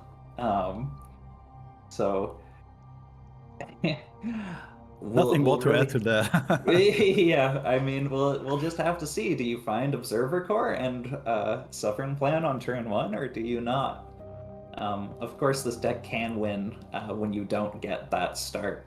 And I think it leads to a lot more interesting games when you don't find that start, because there's a lot more interaction when that happens, and a lot more going on more than one side of the board. And we have one of my new favorite decks to see piloted, the Soviet and France control deck. It's just so unique. I mean, you have so many options, like I said before. We really saw the Irregulars hold back the Jagro in the previous games, but now might Cappuccino pay the price for running those anti-aggro cards against Legions, who isn't forced to deal with the Irregulars so soon. Yeah, and speaking about the Legions, Artemisia is bringing 3 Poland ally decks, all stacked with Legions. Maybe you can guide us shortly through these, although they are quite similar in how they play. They're just having different main factions, but still try to do the same, like controlling the board, stacking the Legions, and then just overwhelm your opponent or just out-control him. Yeah, I'm no expert on Legion's decks. It's not really something I've played a lot of, but I certainly know that Tarnow Regiment is a terrifying card. All on its own, it can give you draw, it can give you board. It's a good body to begin with. It's hard to kill. The Tarnow Regiment can really take away a game, which we sort of saw against Jaking when Artemisia stole that Commonwealth. That was nasty, honestly. Yeah, even still, even if he stole the Commonwealth, he still needed to find that Tarnow to get those draws to be able to deal with those Blackwatches and deal with Jaking's units before he started healing back up out of range of Commonwealth. So really powerful reason to run Poland alongside Uprising, which can also just be a 5 cost to the last man sometimes, which is of course insanely valuable. Yeah, it can be 5 damage, deal 2 damage, or it can be 5 damage, deal clear the board. So yeah, especially in Legions, this makes a lot of sense. Yeah, we can shortly take a look at the other 2 decks, but yeah, this deck maybe being the best anti-aggro version of all of his decks for Artemisia. I can't say that for certain because I haven't played these decks, but just having things like Shelling, Monty, Kitty Hawk as a nice anti-aggro, Blackwatch. You just have a whole lot even of one options copy, here. Yeah. Ooh, am I seeing this right? There is no copies of C4. Sorry, my brain stopped for a moment there. He runs no copies of C4 Highlanders, saying I've got enough guards with Plan West. Why do I need to go also no further? supply shortage, right? If I see it correctly. It's been a long time since I've seen a Britain control list without C4 Highlanders, apart from the credit denial list. So he's fully relying on the Legions guarding his HQ there. Yes, which he does have a lot of. Yeah. potentially. And then this last Legions deck's actually, it's still Poland Minor, and it's still Legions, but it is completely different to his other decks. It is not control, it is not slowing down the game, it is frontline. And he is looking to take the initiative with this one, take control of the frontline, get his good stuff out early, buff them up, use Unity as strength, get some huge guys. And it's using a lot of the same cards, but using them in very different ways. Yeah, maybe I was a little bit wrong when I judged that all 3 decks kind of play the same. I think this US deck is really a little bit outstanding and kind of how it plays. The other 2 decks are more control based, and you control what your opponent is doing. With this deck, you can also just take the initiative, or take it usually, and then just, I don't know, play a big California buff with Unity and Strength combined with some Legions. So a lot of versatility in this deck, but also can be very aggressive, I guess.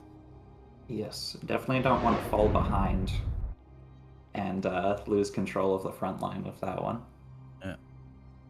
So when we look at the matchups, there was a quarterfinals that was named Tank versus Cappuccino, and Tank just brought the same lineup that Artemisia just is bringing today, and Tank lost.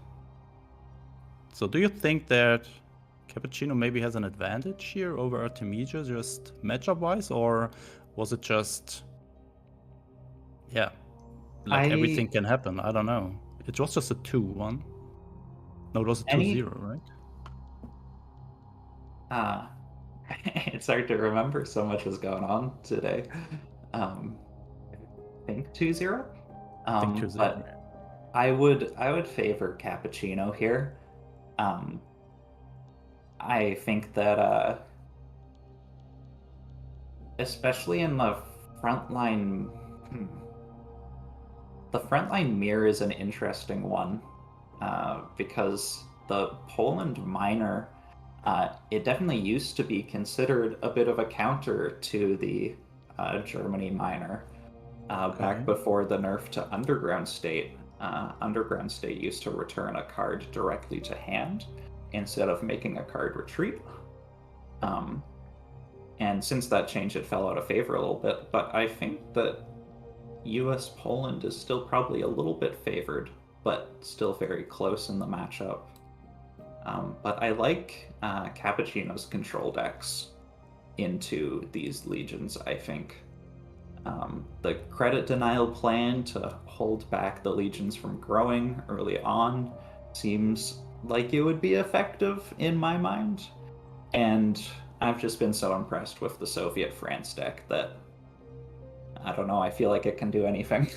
Yeah, it's really cool to watch this, right? Like, this deck can just do so much stuff that is pretty interesting strategy-wise, and he has so much opportunities usually that you, I don't know, it's really hard to figure out the correct line, but every line feels really, really good sometimes, and that's what I really like about watching this deck in action, and also piloted by those players that are here that are considered to be the best players in the game. So looks like both players are still trying to figure out what deck to start with, what is the best strategy. So it might be a little bit more minutes that we have to wait until we start into the finals. I think it's a long time since I casted the finals, and then it's just with you, Berto. So I feel really, really honored today here. Well, there we as well. go. There we go. So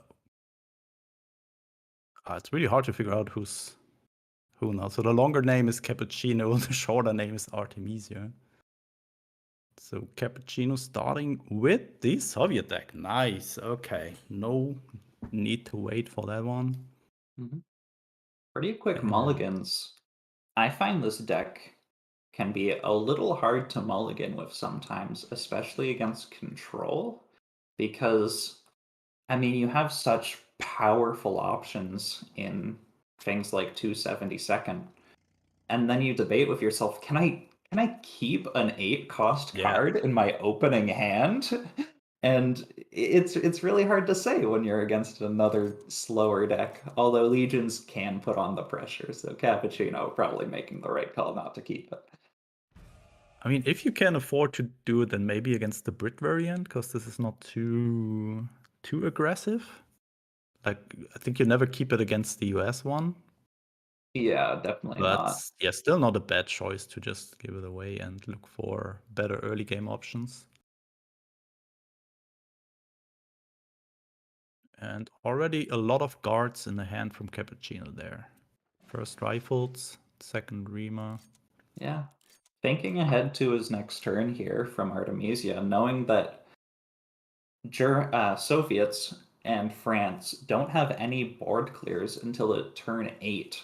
So he's going to be able to just flood with these 2/2s, get Rima online, and that's really, really terrifying.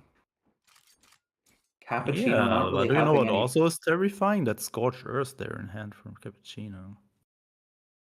It can slow Artemisia down a lot. Can but slow him down, but it's still Yeah. not. Yeah, like It's these really legions just grow out of control soon, right?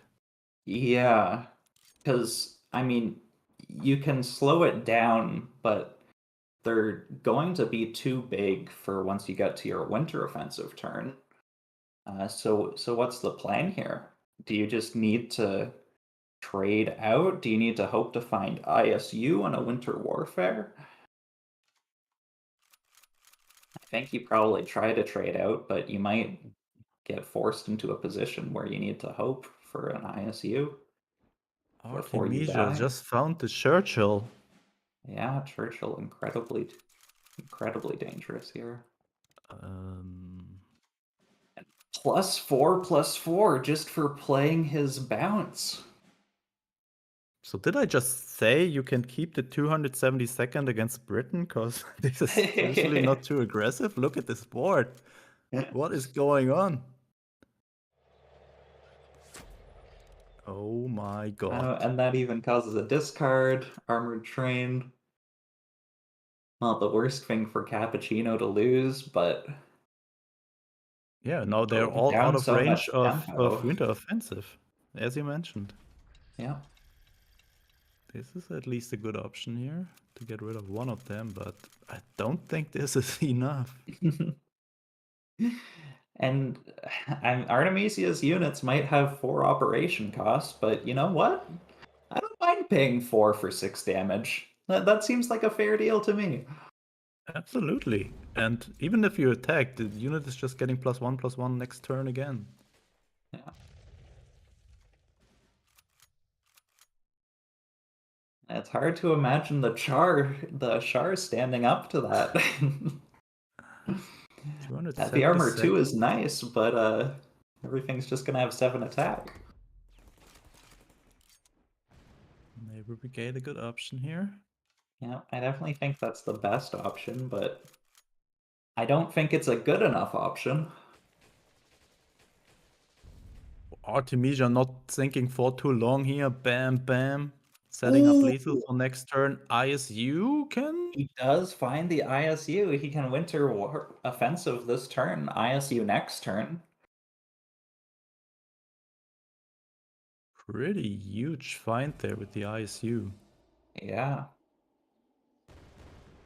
Both frontline legions die. Oh, but Next. how sad would Cappuccino be if he top decked a Winter Warfare this turn? This coming turn, and he could have played it with the ISU without a Winter Offensive. Without receiving 4 damage here, yeah. Yeah. So how is it working with the... they're only getting buffed next turn, so they're still dying this turn from the Yes. ISU. They're not getting And buffed. their health would still be below what their max health had been, so they would still be damaged. Ah, okay. Bye-bye. Good stabilization here from Cappuccino. That ISU really turned the game around for now. Yes, that was incredibly important. But Artemisia is running Commonwealth or not? Don't think. I don't believe so. I also don't think so. No, there's no Commonwealth. So has to Alrighty. win with pure force of units there. Speaking about Tano Regiment earlier, there's the Orb Bushkavica. So we really have to learn these. If we see more legions in World Championship, we have to practice all these Polish names, I guess. Yes, we do. We need to invite Buzz Aldrin. I think he's a Polish-born guy, and he helped earlier with the pronunciation of all these new introduced Polish cards. And I think Artemisia getting a little bit impatient with the damage, pushing up the honey to hit the opponent's HQ for Gree, but I don't think he's going to just push damage through. I feel like you have to keep dealing with Cappuccino's board pretty much every turn. But he does have the Mosquito to kill off the 6 Gree, which lines up incredibly nicely. Yeah, Anti-Phantom Death, Underground State. Yeah. Some good tools here to remove the guys in the support line and then maybe somehow bring in the missing 6 damage. This goes on the Reamer and then Mosquito on the ISU. Yeah, I suppose this must have been what he was planning the turn before by moving up the honey, knowing that Cappuccino is going to make that good value trade.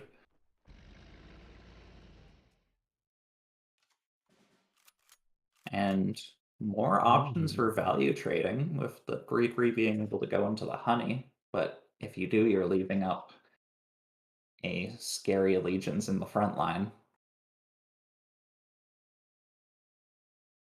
Might just be what Artemisia is looking for with that Underground State.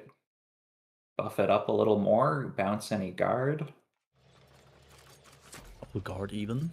I mean, good for Cappuccino here. There's still Call to the Colonies left, which is potential 8 healing. Mm-hmm. But is this enough? Right away with the Underground State. Because it's lethal, yeah. 2 guards, not good enough. And Artemisia taking the lead in the first match of the finals of November OCC. Really impressive. That was really, really early pressure there with all these legions, and then they're followed up by the Reamer, buffing them each turn. Phew, almost comeback there for Cappuccino with the ISU, but in the end, it was just too much early damage. Yeah, Artemisia really just understanding the matchup that even though his deck is more of a control deck, his opponent's deck was a control deck too, and it was slow enough and it lacked the board clears. So he was able to say, well, even if I'm not the fastest variant of this, in this matchup, I can still put on the pressure and play it maybe a little more like that USA Legion's deck. Yeah, and it perfectly played out. Holy moly, really impressive. That really, really makes me excited for the upcoming matches there. And I think Cappuccino might stay with the Soviet deck. I think I really, really think this is the best deck to queue into Legions. And let's see. Yes, it looks like.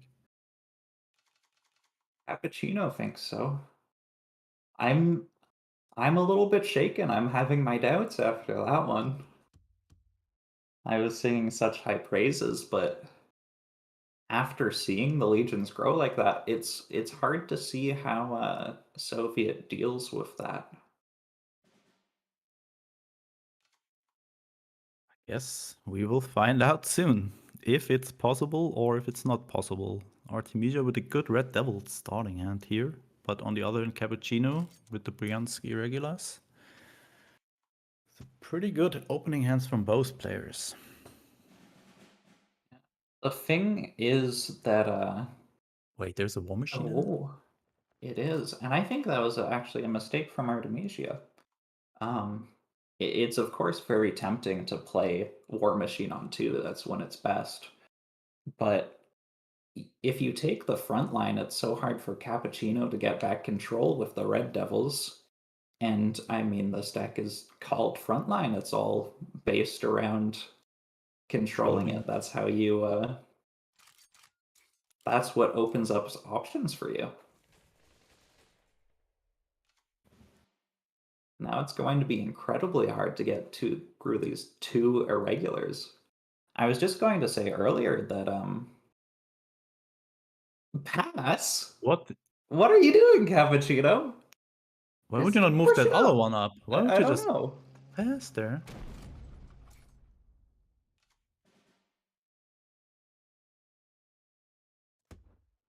I mean, you can protect it for Rima, I guess, but no, I don't like that. That was an interesting play.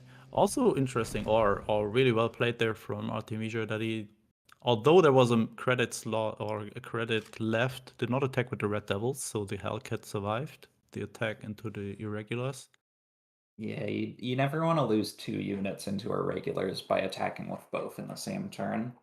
And Artemisia's deck it's a tempo deck, but it's not an aggro deck in the same way that Jagro is. Like, you don't need to push damage early on. If you can, it's nice, but you're really more concerned about developing your board into something your opponent can't ever deal with rather than getting the damage in early.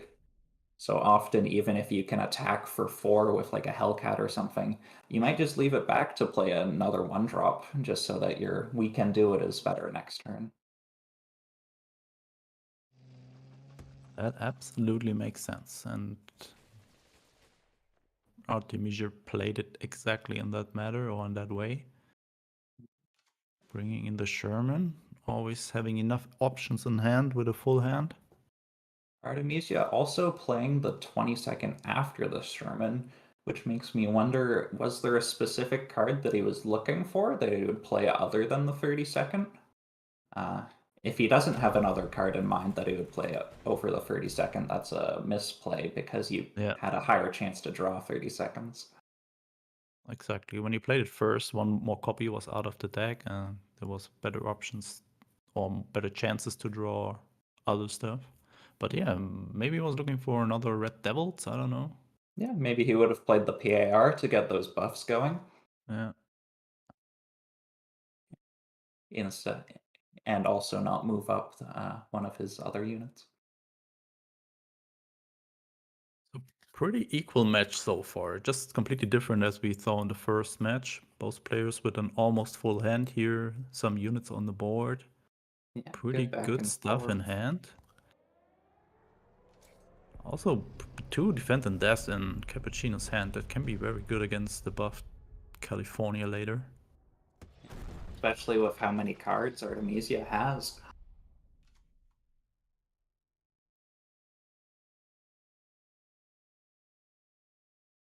Probably not going to see the underground state on that tank. You would hope not. So Artemisia, I think he's just keeping it for the Peliakov, maybe, because we just saw how annoying this card can be. Or for just another Rima, we'll find out. For now, there's no need to play it. Again, doing Sherman first before the 30 seconds. I don't think there was anything else he was going to play that turn this time around. Yeah, I think that they're also just playing very fast, right? Like, especially Artemisia is just dropping out units. I think he needs to go to the bed soon. So he just wants to fasten this up a little bit. Maybe.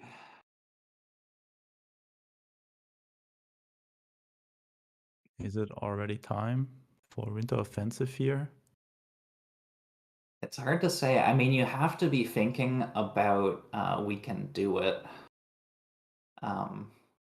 If you hold winter offensive too long and they get a we can do it on a lot of units, then sometimes it just becomes a little impossible to remove each unit individually, and you don't have a high enough damage board clear. I think to hold it back.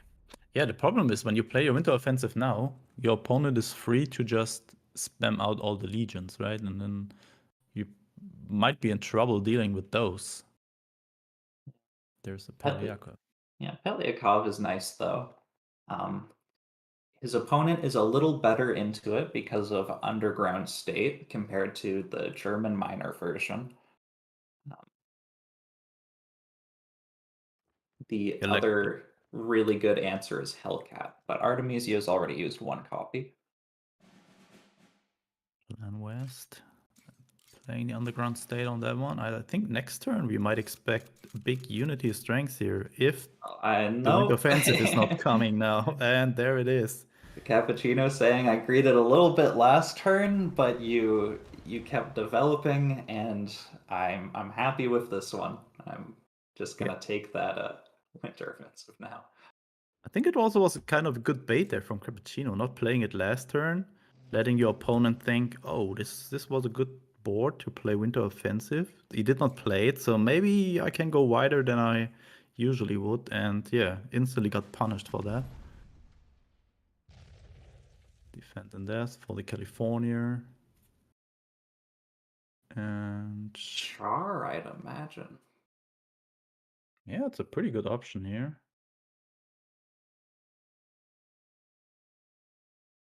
I think you're giving up too much tempo here.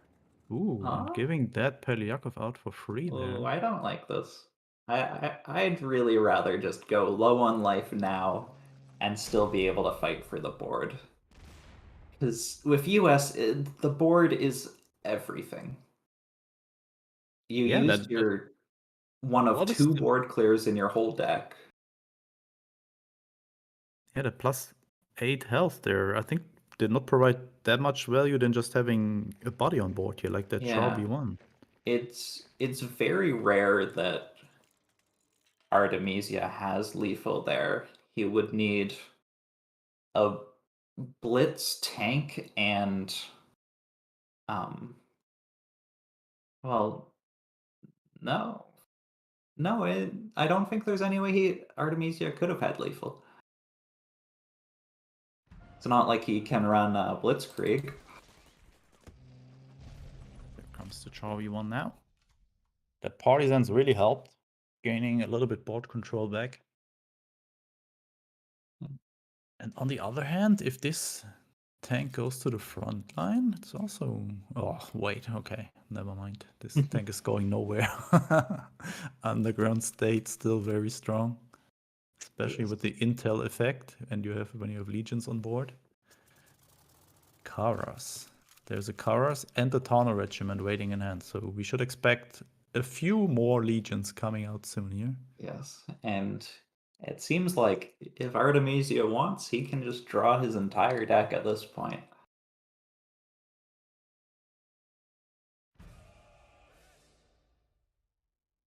And now Cappuccino's not having any AoE orders left, right? Winter Offensive is played. I think one Winter Warfare ISU combo is left.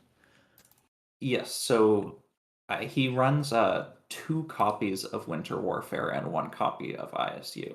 So it's a little bit easier to hit than just running 1 copy of each.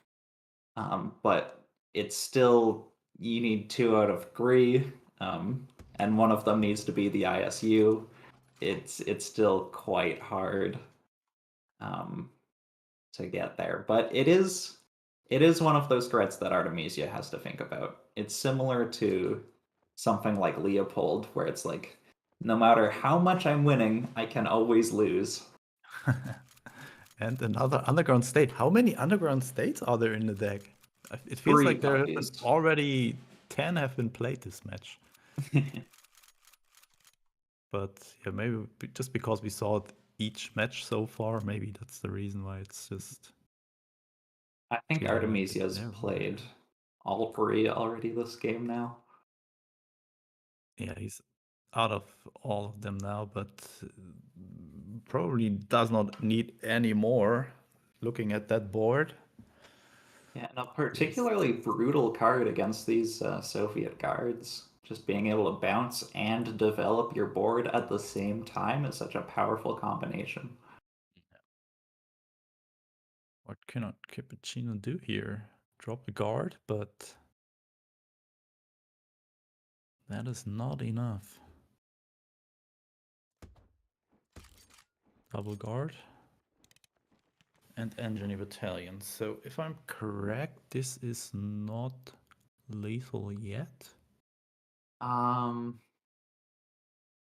It is. Artemisia can play to buff the legions. He can do a 6-in and a 6-in, and then he has 2 7 attacks units. So that's Ooh, and then, oh, yeah, that should be enough. This is brutal. I think it's 1 over. 2 off. 2 off. Oh yeah. Oh, I forgot about the Yeah. KARDS. Yes. KARDS can also go face, and there we have the 2-0.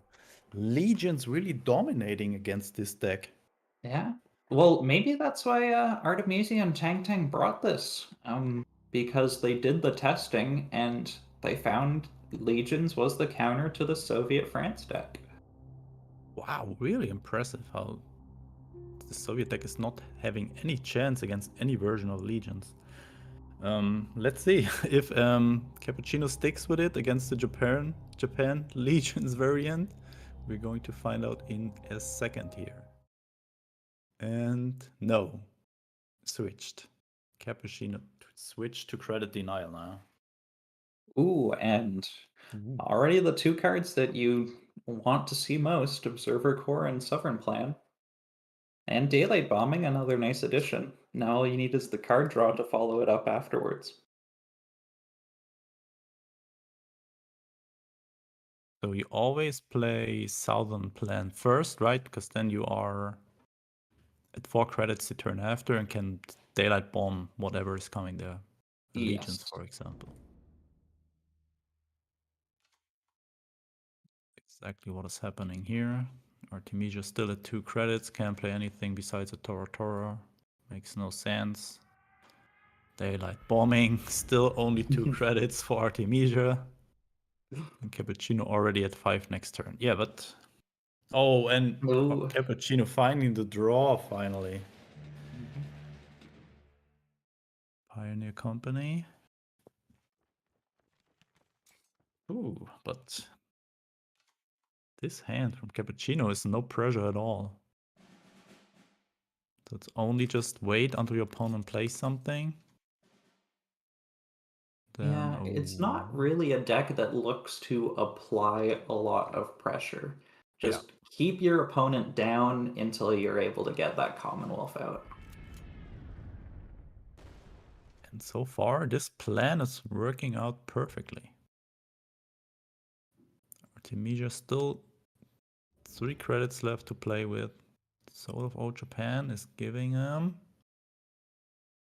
What is it? What are you usually looking for here when you're Artemisia? Raiding Brigade? Yeah. I think that would be your number 1 pick. Key for next turn, if he doesn't have another credit denial, could also be quite nice. Mm-hmm. Ooh. Kawanishi. Not bad. Kawanishi. Artemisia really optimistic that there might be some good value out of this after turn or whenever he reaches 7 credits or more. Yeah, and we couldn't see his option because you could be given something like a Signal Regiment and a Yokosuka, and then it's like, well, neither of these really fit with my deck's plan, so...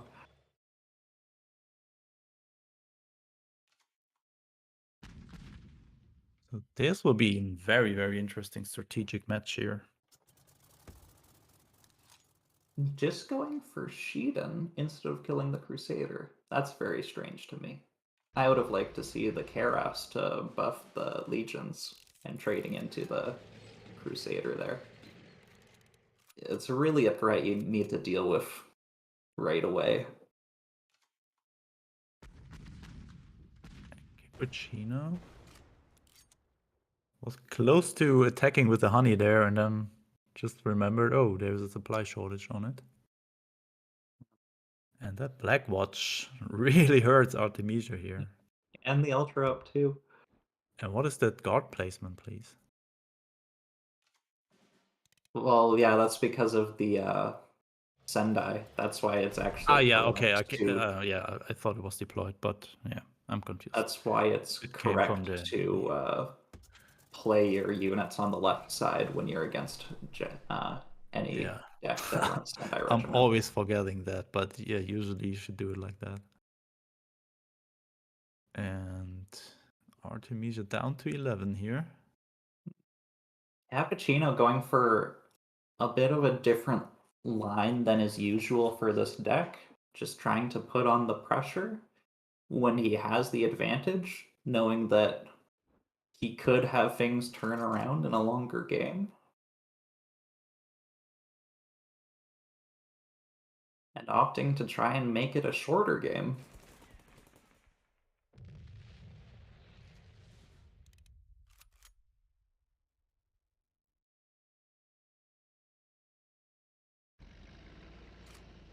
Ooh, that is a huge Churchill. Is. And probably another 5 damage to face. Tano Yeah. Regiment just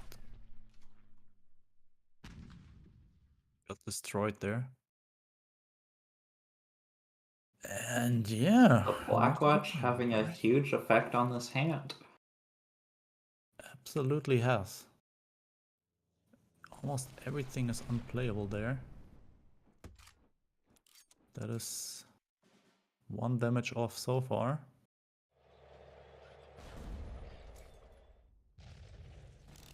Yeah, just moving things up, holding up the Ultra, reducing options even more makes a lot of sense. And that's going to be the first win for Cappuccino. Playing around the Ultra here, playing a Plan West, but Plan West is not good enough since this Blackwatch has Fury. No. And Cappuccino trying to fight back into this match with a 2-1 behind now, but yeah, looks like that Japan deck did not really work that great against Cappuccino's Brit deck here. With the early credit denial was also very annoying. Like, not much that Artemisia could have done differently there. No, not really. And from Cappuccino's point of view, you gotta be hoping that this Japan deck is his weakest link, which it might be.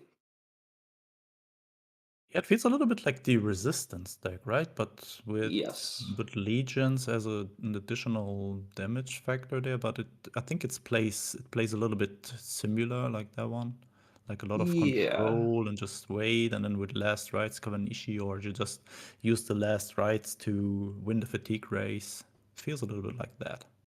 Yeah, I would say the main difference is instead of the control in like manipulating their hand, sort of playing a little bit like discard even in making them mill. Instead of that, you just have more pressure options early game and a little more removal with the uprising, which is certainly a trade-off, but it's a fair trade-off. So Cappuccino with an early Bryansk Irregulars again. Let's see if he can win against Legions this time with the Soviet deck. There's a Uprising already in hand. Could be important for later. Also, that Signal Regiment is good to have on board for constant damage to the opponent's HQ there. Yeah, dealing that extra little bit to make Shiden a little bit easier of a lethal, or by using these last rights. So far, pretty solid start for Cappuccino. Also another Bryansk Irregulars in hand and 272nd. But once Artemisia can just establish another board full of legions, it might just be down to Winter Offensive and ISU Winter Warfare again. But we're not at this point yet. So far, anything can happen here, I guess. Yes. An interesting thing Cappuccino could have done, which wouldn't have been right to do, but it would have been fun Interesting. and interesting is he could have traded the irregulars and then red bannered his irregulars to kill one of Artemisia's units. Yeah, that's really cool. I mean, it's just a 4-drop that you get out of it, but it could have been another Yeah. first rifle, so It could have been. I think Fair. there's a lot too much variability, and you already have 272nd in hand to combo with the red banner. But it would have been a really neat play. Actually, what are the other 4-drops? Okay, yeah, there's a little bit too much variance there of potential 4-drops. Like you can also just get Stormikov or a Cis, which would be completely useless. Yeah. So, yeah, it would have been a meme play if Mr. Berto would have been in the finals here. I think we would have seen that one. But these Sometimes you players are gotta think of the taking it memes. serious here. But yeah, interesting play. I like it a lot. Like it's those little things that makes the game so interesting, I guess. Yeah, like I mean, even when it's very, very rarely the right play to do something like that, it's just fun to take note of them and think like, huh, I haven't thought of that sort of play before, and maybe it comes up in the future. Yeah, exactly. Maybe you're in a situation in the future where this would be the correct play, and then you did not know about it or do not see it and maybe lose a match. So yeah, I completely agree. It's also good that you pointed it out and interesting strategy there that this interaction is exactly like that. So both players with a nice back and forth here. Nobody really having an advantage or disadvantage. This will be a close one. Yeah, well, we saw that what Artemisia abused from this deck before was getting out his legions early and growing them before Cappuccino could deal with them.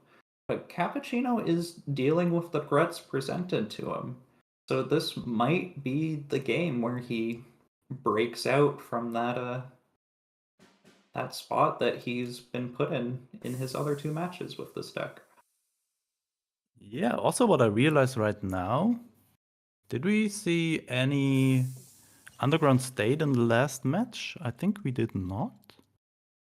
Also not so far. Maybe it was just, yeah, I think the first two games were very likely won by board full of legions and then them being buffed by Underground State. There was a pretty strong combo there. But for now, Artemisia, yeah, this just feels completely different now, this Japan deck. Not so much pressure all early on, more control based. Sure, Well, it seems to going for the bombing raid. I would think you would be really quick to play what's it called? Honorable death, Death? yeah. Yeah. Because then you don't get rid of the mobilize ever. So it actually draws Cappuccino the same amount of cards. And that's the only opportunity you'll get to use honorable death in that way.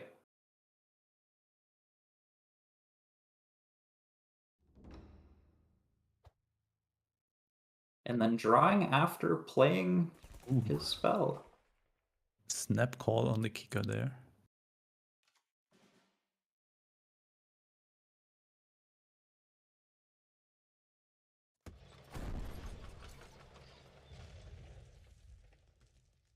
Oh, and top decks another kicker. That is a lot of potential damage there. That is 12 damage in hand. Plus the Sayun. Certainly Combined. is, and no guard coming down this turn for Cappuccino. The only thing is that if you play an attack with the Kika, then Cappuccino has a 5/1 to trade into it. So you're really heavily committing to this damage plan if you do such a thing. Yeah, I mean, there's also last rights in hand for Artemisia. That's a lot of potential kamikazes in the deck. But Question is, do you want to have them that early on? missing one recon here for Artemisia. But I suppose he's okay with that. He's playing it mostly for the intel on top.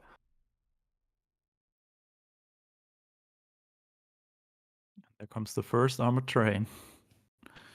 We know that there are both in the game. Or two in the game. Research. I was really expecting the Defend in Depth to come out. Because Cappuccino has seen what those Tarnows can do. And they can just sort of draw indefinitely. But no more intel cards in Artemisia's hand. So what did you choose here if you're Cappuccino from the research? Bletchley or Sonar, active Sonar?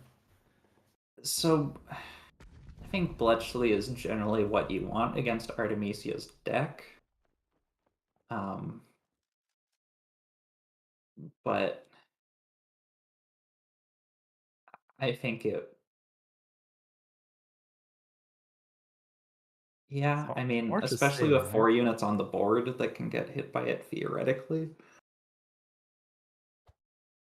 Really hard. I also found it quite hard to tell earlier when J King played against, was it Artemisia? When Artemisia stole J King's Commonwealth? Yeah, I agreed with that from J King. Because he had so much healing in hand. But And he it had a is Black really Watch hard. at this time, right? To just make the Commonwealth kind of unplayable. Yeah. And there's the Bletchley. But looking at Artemisia's hand. Oh, no, Bletchley is even worse. Like the Bletchley is not. That was such a smart play. Like this just denied the Bletchley there. Of course, the kicker would stay on board and would just deal another 6 damage.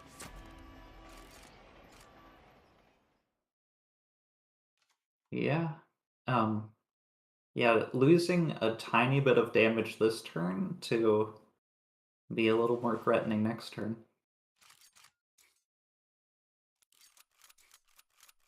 And this is kind of funny, the Underground State giving Artemisia 2 more units that he doesn't actually want. Yeah. Because those are just gonna fill up his deck. I was thinking the same. They're just, if top decks them now, they're just 2/2s. Yeah. Oh, He does but draw Sneak Attack, which is nice because it doesn't go back into his deck. That's a really good draw for Artemisia here. But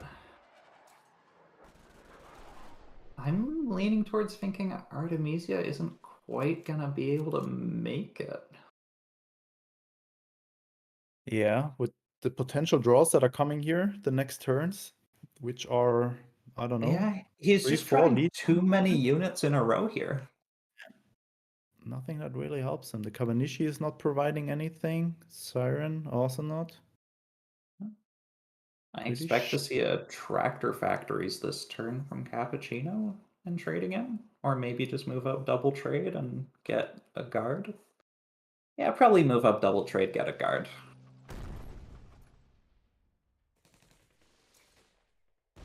I don't think there's any real way you need a guard, because he played both Kikas from the Oh yeah, from the the Soul of one, Old yeah, Japan. Yeah. he found, and yeah, from Soul of Old Japan, and the one in his deck, and Shiden would have gone back in his deck. And the cards in hand go back into your deck after the cards that were on the board, so you don't really need to worry about it.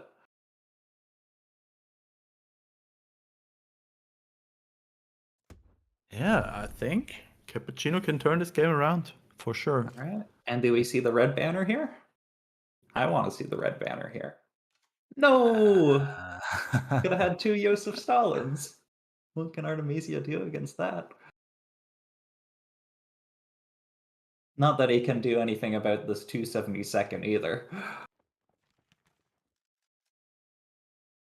It'll just be lower.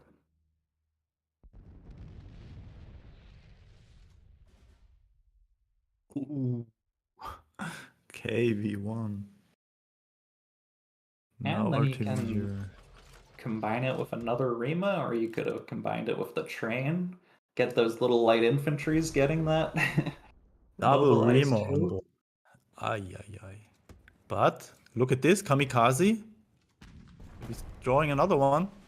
Oh, because he added it in, he shuffled it into his deck after the units were It was put the in. kicker, yeah. Does that mean his entire deck is reshuffled? Uh, I don't think so. I think just the. I'm not sure how it's working, honestly. What is happening with the Kamikaze? I think they are shuffled into the deck, but the deck maybe stays the same. I don't know. think We will the see. deck's entirely reshuffled because he should have been getting only units, but he also just got that other Polish Oh, card yeah. to copy The a card Agency in hand to Africa. get. Yeah, He got so that it's reshuffled. Oh my god! So that means Yeah. if there are 6. No, how many Kamikazes do you get from the kicker? 4 or 3? 4 each. 4. So there are believe. 7 more left. Yeah, I did not know that could happen. That's complete news to me. And I think Cappuccino put into a position where he could get punished for not playing the red banner to put out more pressure.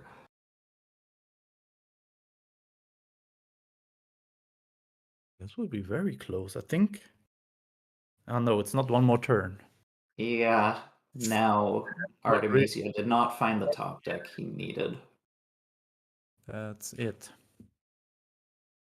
Oh, another good top deck, and this game could have gone completely different. Like, if Yeah. Artemisia top decks a Kamikaze here, he has a Sayun in hand, plays that one, then he just needs to top deck another Kamikaze. But yeah, again, Artemisia didn't have a Karis in hand either before or on the board. So yeah, it's completely and utterly reshuffled See? from the Kamikazes. We learned something again here. Yeah. But still not Right. good enough. So, wow. And What a- Cappuccino freed from his Soviet control prison. He doesn't need to worry about, oh no, does his deck suck into legions? It's done now, and he's tied it up 2 to At least 2. against Japan Legion it works. Yeah, now we have this deciding game number 5. Wow, couldn't be any closer. It is. So Artemisia has to stay with the not so well performing Japan Legions deck. And Cappuccino brings US Germany frontline with a really good starting hand here already. Yeah, looking pretty nice. 30 seconds, Red Devils, 5th Rangers, absolutely what you want to have. And Artemisia only with a Tora here. Yeah. And Grew the Breach, a little bit of an unusual card that isn't played so much by other US Germany frontline players, but looking pretty good here for Artemisia. To use it on the Legions at 2 health. Oh yeah. Second Lading Brigade, precisely what you do not want to see for Cappuccino in this spot, though. That feels really bad.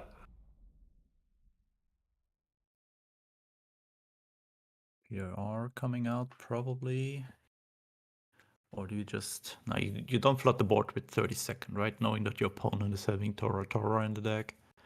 You want to have units on board that have more health. I mean, you have to extend into it a little bit, but you don't want to just have 4 of them out there. Oh, PRR buffing itself, so it's out of range of the Honorable Dead now. Also, buffing itself makes Key a more attractive play for Artemisia, which is going for Underground State. That's interesting. Wait, 35T first.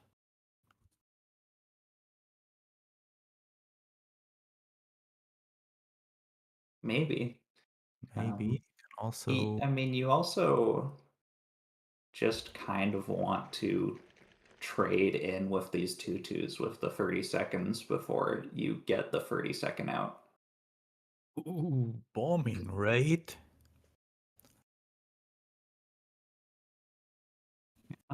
White down. lining up right here.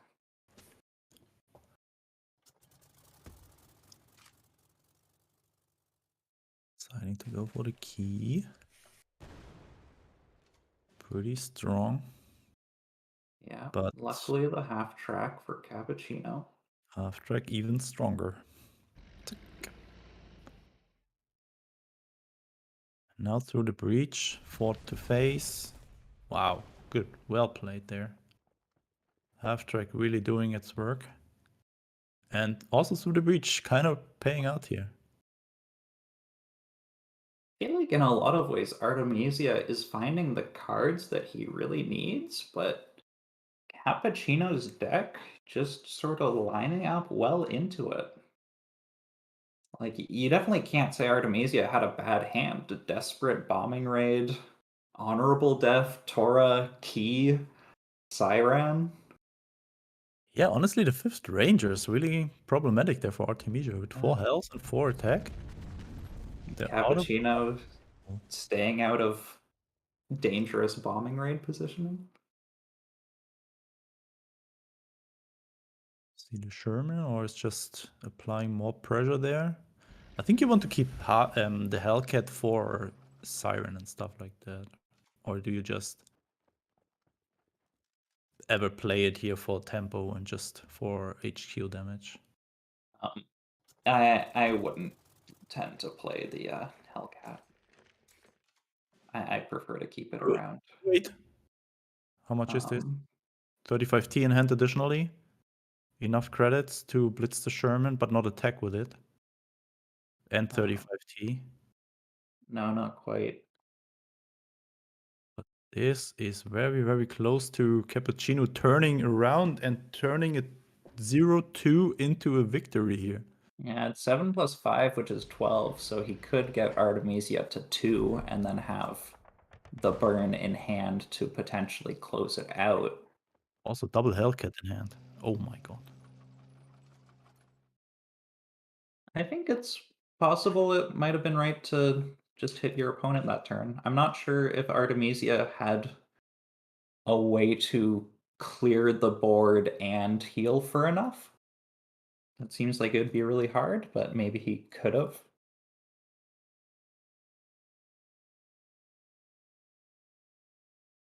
So what do you do here if you're Artemisia? It kind of has to be desperate measures, I guess, just to get the amount of units from the board there, so you're not too vulnerable to blitzkrieg. Suppose. Honestly, I think if it was me, I would play the key and I'd play the yeah. Oh, okay, I would have actually played the scouting party and I would have lost on that turn. But I would have done it anyways because I think if my opponent had the blitzkrieg that I was in too rough of a spot to even try to win the game.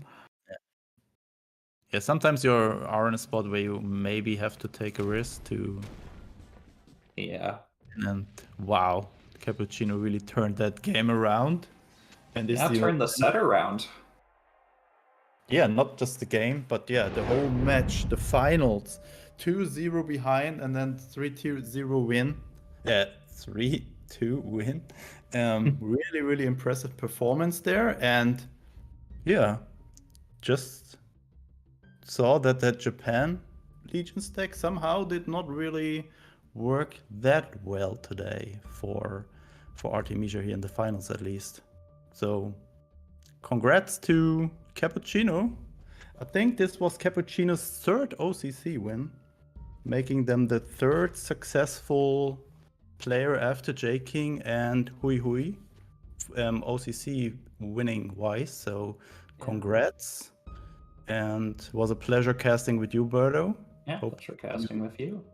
Hope we see you soon in another one. And for now, we give it back to Christo and Elin, who just wrap up the whole show.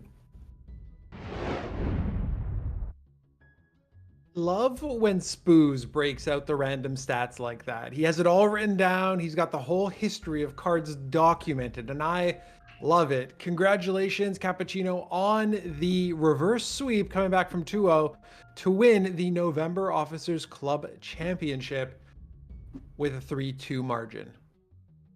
That was so impressive. And I mean, initially, you're looking at the how it's gone. I mean, Cappuccino going 2-0 against Tang Tang, who was bringing virtually the same kind of deck lineup as Artemisia. So going into these games, you were thinking, okay, well, Cappuccino's gonna just sweep it all up again, and then going kind of 2-0 initially and thinking, wait, what's going on here? And then turning it all around. Incredibly impressive. Massive congratulations to Cappuccino. And of course, Artemisia, great second place there. J King 7 with the third. Really fantastic performances all around from our players today. Absolutely. Let's bring up the bracket while we talk through some of that, just to give everybody a little recap. As you mentioned, Tang Tang and Artemisia really did bring very similar, if not identical, lineups. And we saw that the Legion list, despite the fact that it's not all that strong in the grand scheme of things, performed pretty well up until this finals, where, Artemisia did actually use it to get a 2-0 advantage and just couldn't close it down. So I think that Darkness broke it down really nicely at the beginning during the pre-show, talking about how you build a lineup to come to one of these events. And I think that Artemisia had a great concept there and just couldn't close it out. Cappuccino coming through to win the November OCC. Huge shout out there. Great job, Spooz and Berto on the cast of that one. Berto, best of luck as you prepare for the World Championships in just a couple of weeks. We're almost there. We're almost at the World Championships. We do have a KARDS Open coming to you next week, so tune in for that. But Elin, after that, it's the World Championships, and I know you said there's still lots to do, but I am sure you are just as excited as I am for it to finally be here. So hyped. It's going to be an epic show, and as I say, there's a lot to do, but we got a lot of hands to do it, and I'm so excited for it. Who is going to be the next KARDS World Champion? We're going to find out in just 2 weeks. So make sure you're here for it. It's going to be an epic final show. Absolutely. So tune in 2 weeks for that. We got KARDS Open coming next week. Do not miss all of the KARDS action as we wrap up the 2022 competitive season. Thank you once again, Elin, for being here, Spooz, Berto, and Darkness for the fantastic cast, and Mark Theus for pressing all of the buttons back behind the computer. Congratulations, Cappuccino, on winning the November Officers Club Championship.